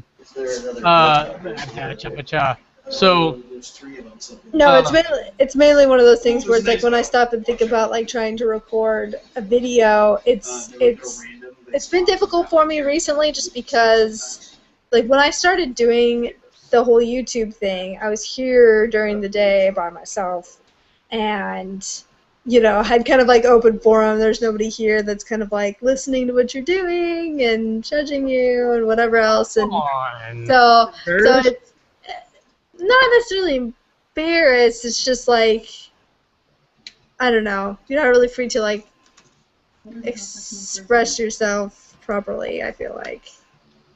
I don't know. No, there is a difference between having an audience and just filming on your own. And I film on my own, but I don't mind filming in public. Like, I don't know if you've gone and looked at any of my VidCon footage, but like that was pretty much all in front of people. Right. Like big crowds of idiots. But I mean, that was at VidCon. People expect that. People look at you pretty crazy when you're on the street doing that. Yeah, that's for sure. So like I do get that, but like in my head I don't picture you as someone who's embarrassed about things. Well, and that's the thing. It's not necessarily me being. It's hard to explain. It's not necessarily me being embarrassed. No. It's just me like, what happens a lot of the time is like, I get feedback or suggestions from people listening or overhearing or whatever. You should show your boobs more. I know. No, I'm just saying that's the typical troll. Yeah. No, but just, you know, it's meant to be helpful, of course, but it's not necessarily that way. I don't know. Are you trying to give me hints to it? No, Are you being no. passive aggressive? No. I mean, well, I'm being somewhat vague just because. No, it's fine. Like, the people in the room. Oh, no. Really? That's a shame. Okay. We'll move on, though. Because I get what you just said there, but other people might not. But no, if provided you come back to it, I would love to have you. I like having this format where we get to talk movie stuff, if nothing else. You know what? I've never asked you directly. Have you? I don't know if you've even been watching the channel, Syd. Have you? Oh, like your channel? Well, We Are Movie Club in particular. I'm not talking about my stuff. No, I haven't. Yeah, I know. I haven't actually. I know. I feel really bad, but like with YouTube in general, just with the whole. I mean, I haven't watched like anything on YouTube recently. It's been harder. The more I'm producing content, the harder it feels like to watch stuff. I don't know if that's a thing for you. And then after the fallout of everything, like, I don't have the motivation to watch certain things, so the habits died. Yeah. Do you feel that? Yeah, for sure. And yeah, because it used to be a thing where, I mean, I watched like everything that anyone posted all day, every day, you know, was looking for it, waiting for it, blah, blah, blah, whatever.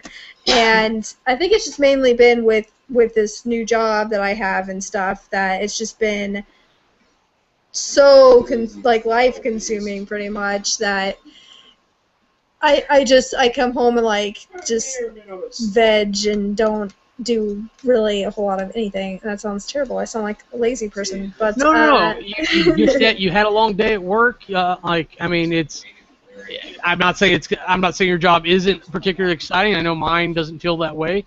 You come back home and you're just like, fuck, I don't want to do anything. I want to recharge. And yeah, maybe that's a little lazy, but you've got the right to it, you know? Yeah. Well, and it's one of those things, too, where it's, you know, and I think it'll get better here coming up soon, but the schedule kind of sucks a little bit just because I work, my new schedule is going to be like 9:15 to 6:15 or something like that. Maybe I get that, but maybe we shouldn't put your schedule out there like that. Like, I'm just saying, like, let's not turn this into a bash on our jobs. But no, it's just a fact. Oh yeah, no. Having a full-time job takes up a significant amount of time. YouTube is typically a time-intensive hobby. Right. So even if, like, you're making dollars off it, it takes time to make everything happen. If you're an insane person like me and you have all these different production type things going up, that takes a lot of time. And then if normal life things happen, it pops you up. So it's just what it is, and I totally respect your time and you using your time, because I don't feel like a lot of people do that, especially when you're making YouTube stuff. I think the idea is that you have time to waste, so people don't respect your use of time. Whereas, like, I schedule out this. I start this cast at 4 o'clock in the afternoon on a Saturday. It's right at the right time to fuck over anything, because it's early enough that it's hard to do anything during the day, and then it's late enough. No, yeah, but it's late enough to prevent me from really getting to anything in the evening, except for maybe like a late dinner or movie or something. Yeah. Which I don't do typically. I'd rather stay home and play video games. There you go. If we could get some time here. I'm sorry. We have been going on for almost 2 hours now. But I think you had some trailers you wanted to talk about? Oh, yeah, so there were 2 trailers specifically. Well, there was a third one too, but the first one was in regards to, like, the whole family aspect movie types, and it was called This Is Where I Leave You. It has Jason Bateman, Tina Fey. What is that you're doing? Nothing at all. Realize.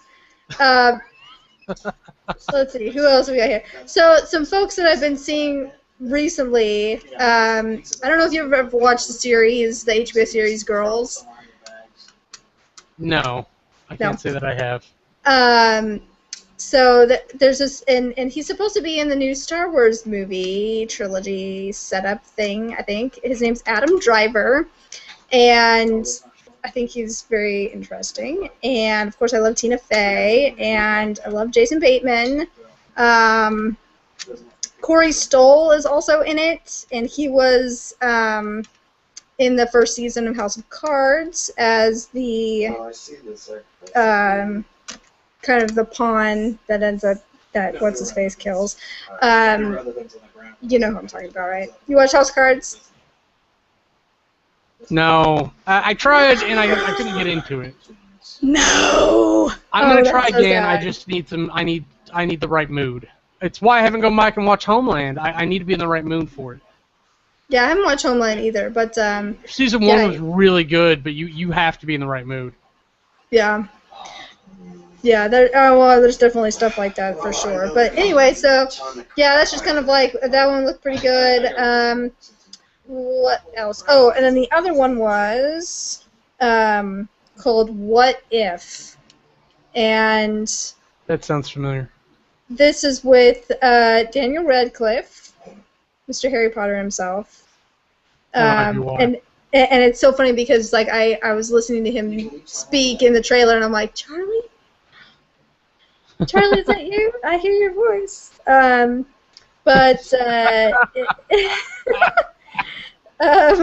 He hates that, by the way. Does he? Oh, that's so sad. He was being really nice about it at one point, but like I was saying like, oh, all British people look alike apparently because you and Harry Potter and Austin Powers. And then like when I said Austin Powers, I think that's where it hurt his feelings because you don't watch the show, but on bad summaries, his Minecraft avatar is Harry Potter. Oh, okay. And I even have him holding a stick for a wand. So. Nice. Continue. I'll yell at you about that in a minute.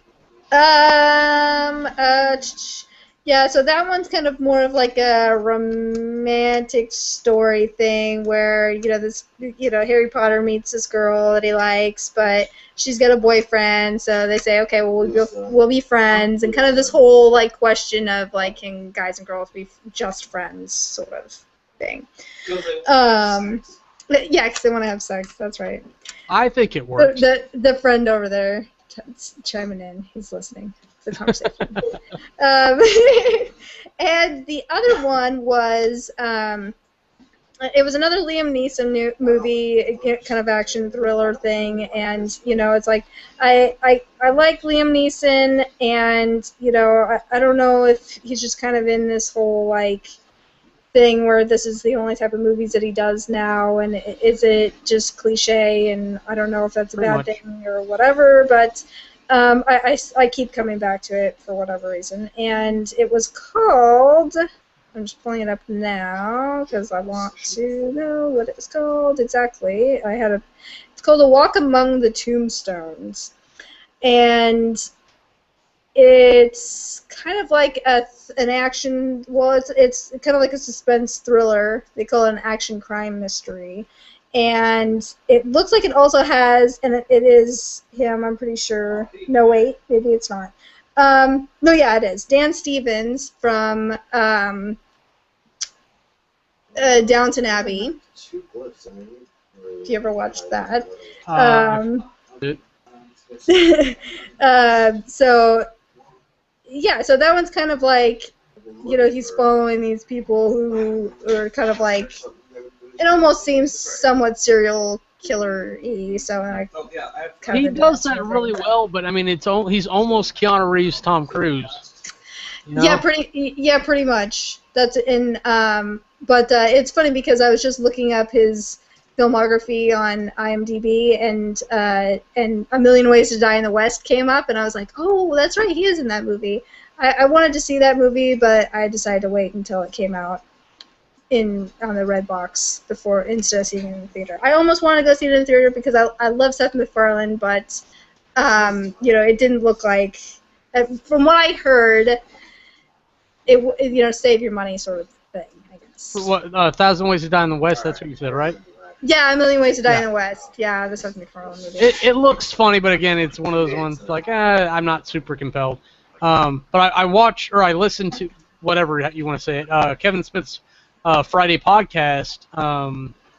It's on youtube.com/CSmod sometimes, but it's on his Smodcast network, Hollywood Babylon. It's him and Ralph Garman. And Ralph Garman's in the movie for I don't know how long, but he's got like at least a minor role. So they talked about that a good bit. And funny enough, they also do a bit on Liam Neeson. You obviously don't know where I'm going with this, because you'd be laughing a lot more. But they always end the podcast with, or the live show really, with a segment called Lisa Neeson's Cock. And it's all about the facts of Liam Neeson's cock. And apparently it's a Tumblr, at least the one I found, but there's supposed to be a NeesonCock.com where you can submit facts about Liam Neeson's cock. For example, Liam Neeson's cock is so big, he got stuck into the ceiling when he tried to puppy dog after a shower. I don't know what that means. Okay, so maybe it's a different one.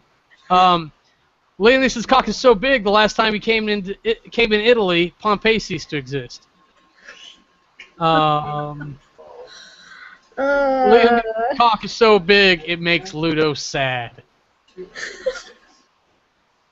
That's a Labyrinth reference for people not playing the home game.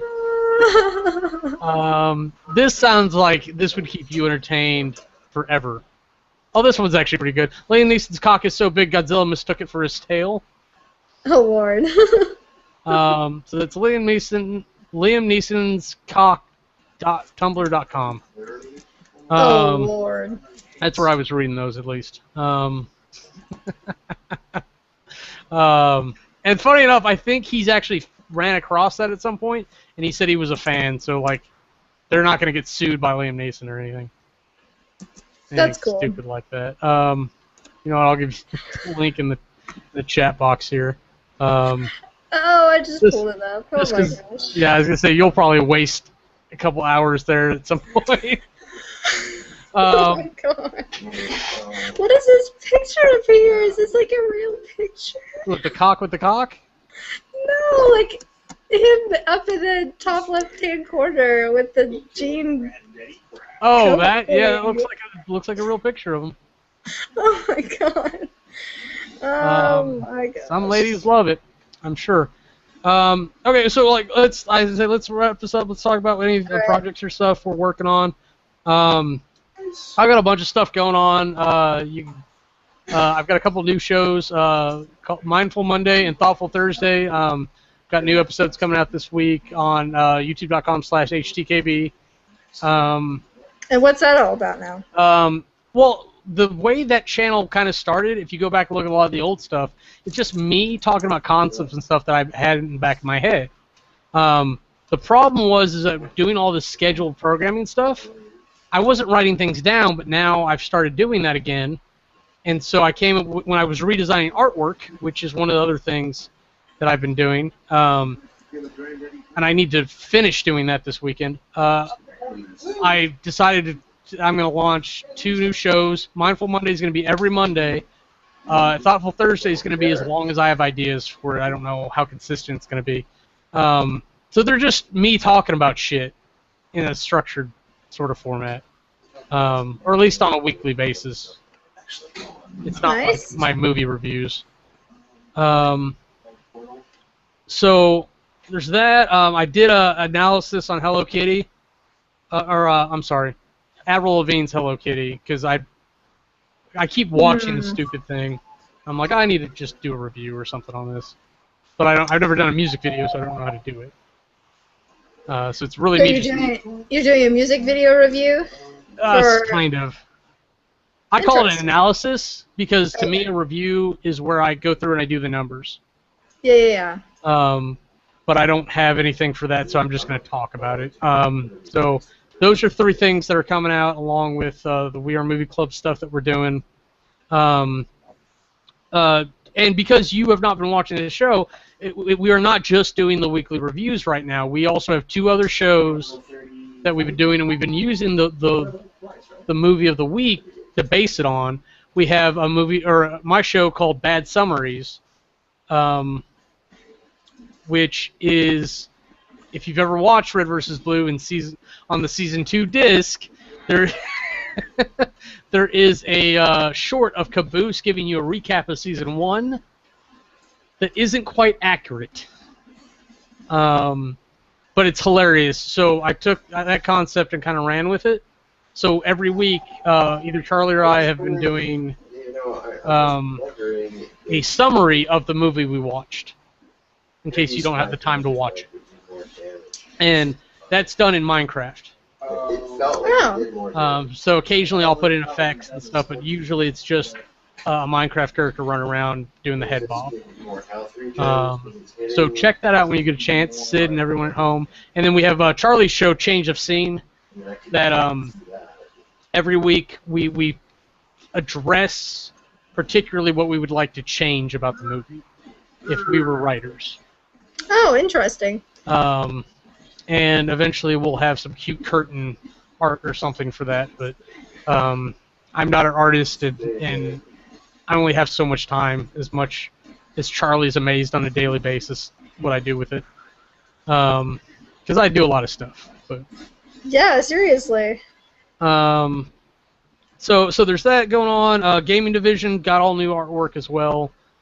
So more stuff will come up with that. I've been trying to get through a video game, and we'll talk more about this offline, but I don't know how to shoot it because it'll be just as bad as what we're talking about with Dawn of War, and maybe not even make sense. But hopefully you and I can get on and play something here in a minute. I don't know. Gotta stop doing that online. Regardless, YouTube-y stuff is coming up. I've been looking forward to getting back to programming once I get through all my travel footage. Disneyland is the next video that's going to show up on HTKB for my travel footage. Sweet. Everyone will be horrified and disappointed with me. I guarantee it. What? I don't know. I didn't have the best day, but I was there by myself. Did you ever end up meeting up with any of the folks? Like, I'll talk to you about that offline. That's not a conversation for here now. Right. I know what you're talking about. Okay, so Sid, anything else that's coming up? Creeps Corner coming back, or?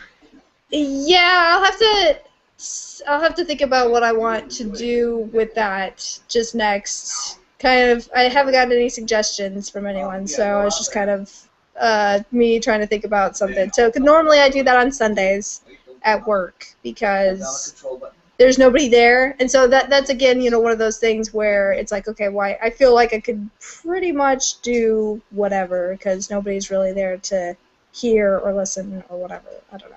Well, I for one, am looking forward to it. Yeah, so we'll see what happens, and then other than that, I was thinking about. So I recently started watching. Was it a new channel, Geek and Sundry, I think? That's not a new channel, but yeah. No, it's new to me. New to me is what I meant. Geek and Sundry. And was watching, because I recently got into playing Magic the Gathering, and... Oh, you and I have to have a long conversation when this ends. Yes, that's what I've been meaning to get to. I'm like, oh, what's this long conversation we're going to have? So, and I really liked watching the Spell Slingers series that's on Geek and Sundry, and there's just not enough episodes on there for me to be happy about it. So I recently downloaded this thing called Cockatrice, I think is what it's called, where you can play Magic the Gathering online with people, and it's free. And so that was one thing that I thought about maybe like filming, perhaps. So Okay, well, you and I will have an offline discussion about that because I've been having that similar conversation with other people on Facebook. So there's definitely something there to give Geek and Sundry its proper due. Geek and Sundry is the channel that Felicia Day started up for her network, launching into doing actual TV shows along with other things. Particularly, my favorite show, because it's one of the two concepts I had for doing my own board game show, is Will Wheaton's Tabletop. Right. There are no current new episodes, but season 3 is coming. They're filming it now, I think, because they film all kind of like in a big group, and then they spread it out over the year for whatever reason. I don't know why they do it that way, but that's how they do it. But I literally was like, I want to do this, and there's 2 different ways I can do it. And they did it one way, which they did it better than I would have done. I will say that as well. And then the other way was Team Hypercube, where you just kind of you play and you film, and you do little videos outside of that talking about it. Right. And I really like that, but they haven't done one in quite some time. Though I did accost them about it at VidCon. So they were like, "Yeah, guy, No, they were really sweet. They gave me a lot more time than I deserved in conversation. So That's cool. super happy about them and all the Job Hunters guys. You can go over to HTKB and watch me play laser tag with them very poorly because they let me film that and get in a couple rounds. Sweet. Super happy. And then if you like that too, are you a D&D fan, Sid? So I have never played D&D, but I have been curious about it and have been wanting to try it out. I just stumbled across something else because we were talking about Geek and Sundry, and I mentioned Job Hunters. I want to mention Weird Girls as well. I found them at RTX, and Danny Danger is actually up for like a geeky for best online personality. She's kind of like their comic person. So, like, despite them all being funny and lovely ladies, there's a guy who's actually like a manager. I can't remember his name offhand. I hate that I forgot it. But he's been playing D&D with these girls at the store. Like, I don't know if they do it after hours or what, but they're at the comic and game store, or at a comic and game store, and they play D&D. And they apparently like once a week they release a video of them playing for like a half hour or something. So they're on like chapter 3 of their current run. So if you're curious about D&D, that'd be a great place to start. You go over there and watch their first thing, because I watched the third thing where they fought some wolves, and they actually do it really well because they film the whole thing and they film asides as well, like they do on reality TV. And so what is that on YouTube or? Yeah, it's youtube.com/lovablevarmint. Oh God. I mean, I can get it to you, but yeah. Let's for all the people who aren't watching. Varmint. How do you spell? Oh shit.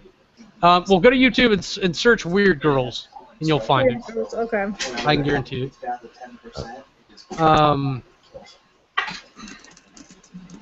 Yeah, they are the first thing that comes up when you search Weird Girls, and if you click on it, it is Lovable Varmint. I put a Y in there. And there are a bunch of really cool girls that do great stuff if you're into cosplay. Heroes of Awesome is what the D&D run's called. But if you're into cosplay, Zombie, oh god, new crush. But Zombie actually does costume work, and she does really well. Cully Nova's their official cosplay person. And she was really funny at RTX. Amanda Dawn was another really good one. I'm trying to remember what her specialty is here. Oh, she's the Disney specialist. Okay. And then Danny Danger, I think, she was the one that started it up with a couple other people in the background. But she was the main personality, so that's why she's up for the geeky out of any of them. Gotcha, okay. Wait, which is the one that you have a crush on? Zombie. It's ridiculous ridiculous. I'm still like I'm getting flutters. Just I'm pathetic. I don't know what my problem is. I really don't. But okay, so because that's going to end up on a transcript and she might actually find this, I'm going to end here. Sounds I good. think. Syd, do you want to sign off first, and I'll take us out? Yeah, sure. So I'm Syd Kam. You can find me on YouTube /SCam486. And yeah. Okay.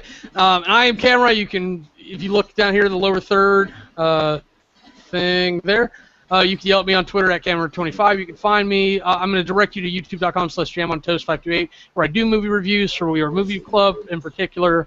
Occasionally other stuff will pop up there, and I'm doing other work on other channels, but you can find them through the others, so I won't bore you with that. By all means, join us every week. We do movie reviews. Include the hashtag WeAreMovieClub. Maybe we'll find you. Yell us on Twitter at WeAreMovieClub and let us know you want to get involved. And we can probably get you involved. It really just takes the fact that you're into movies and you're doing movie reviews for us to be friends and have great conversations like we had today with Syd. Thank you so much for being on, Syd. And everybody, thanks for watching. Bye. See you guys later. Bye.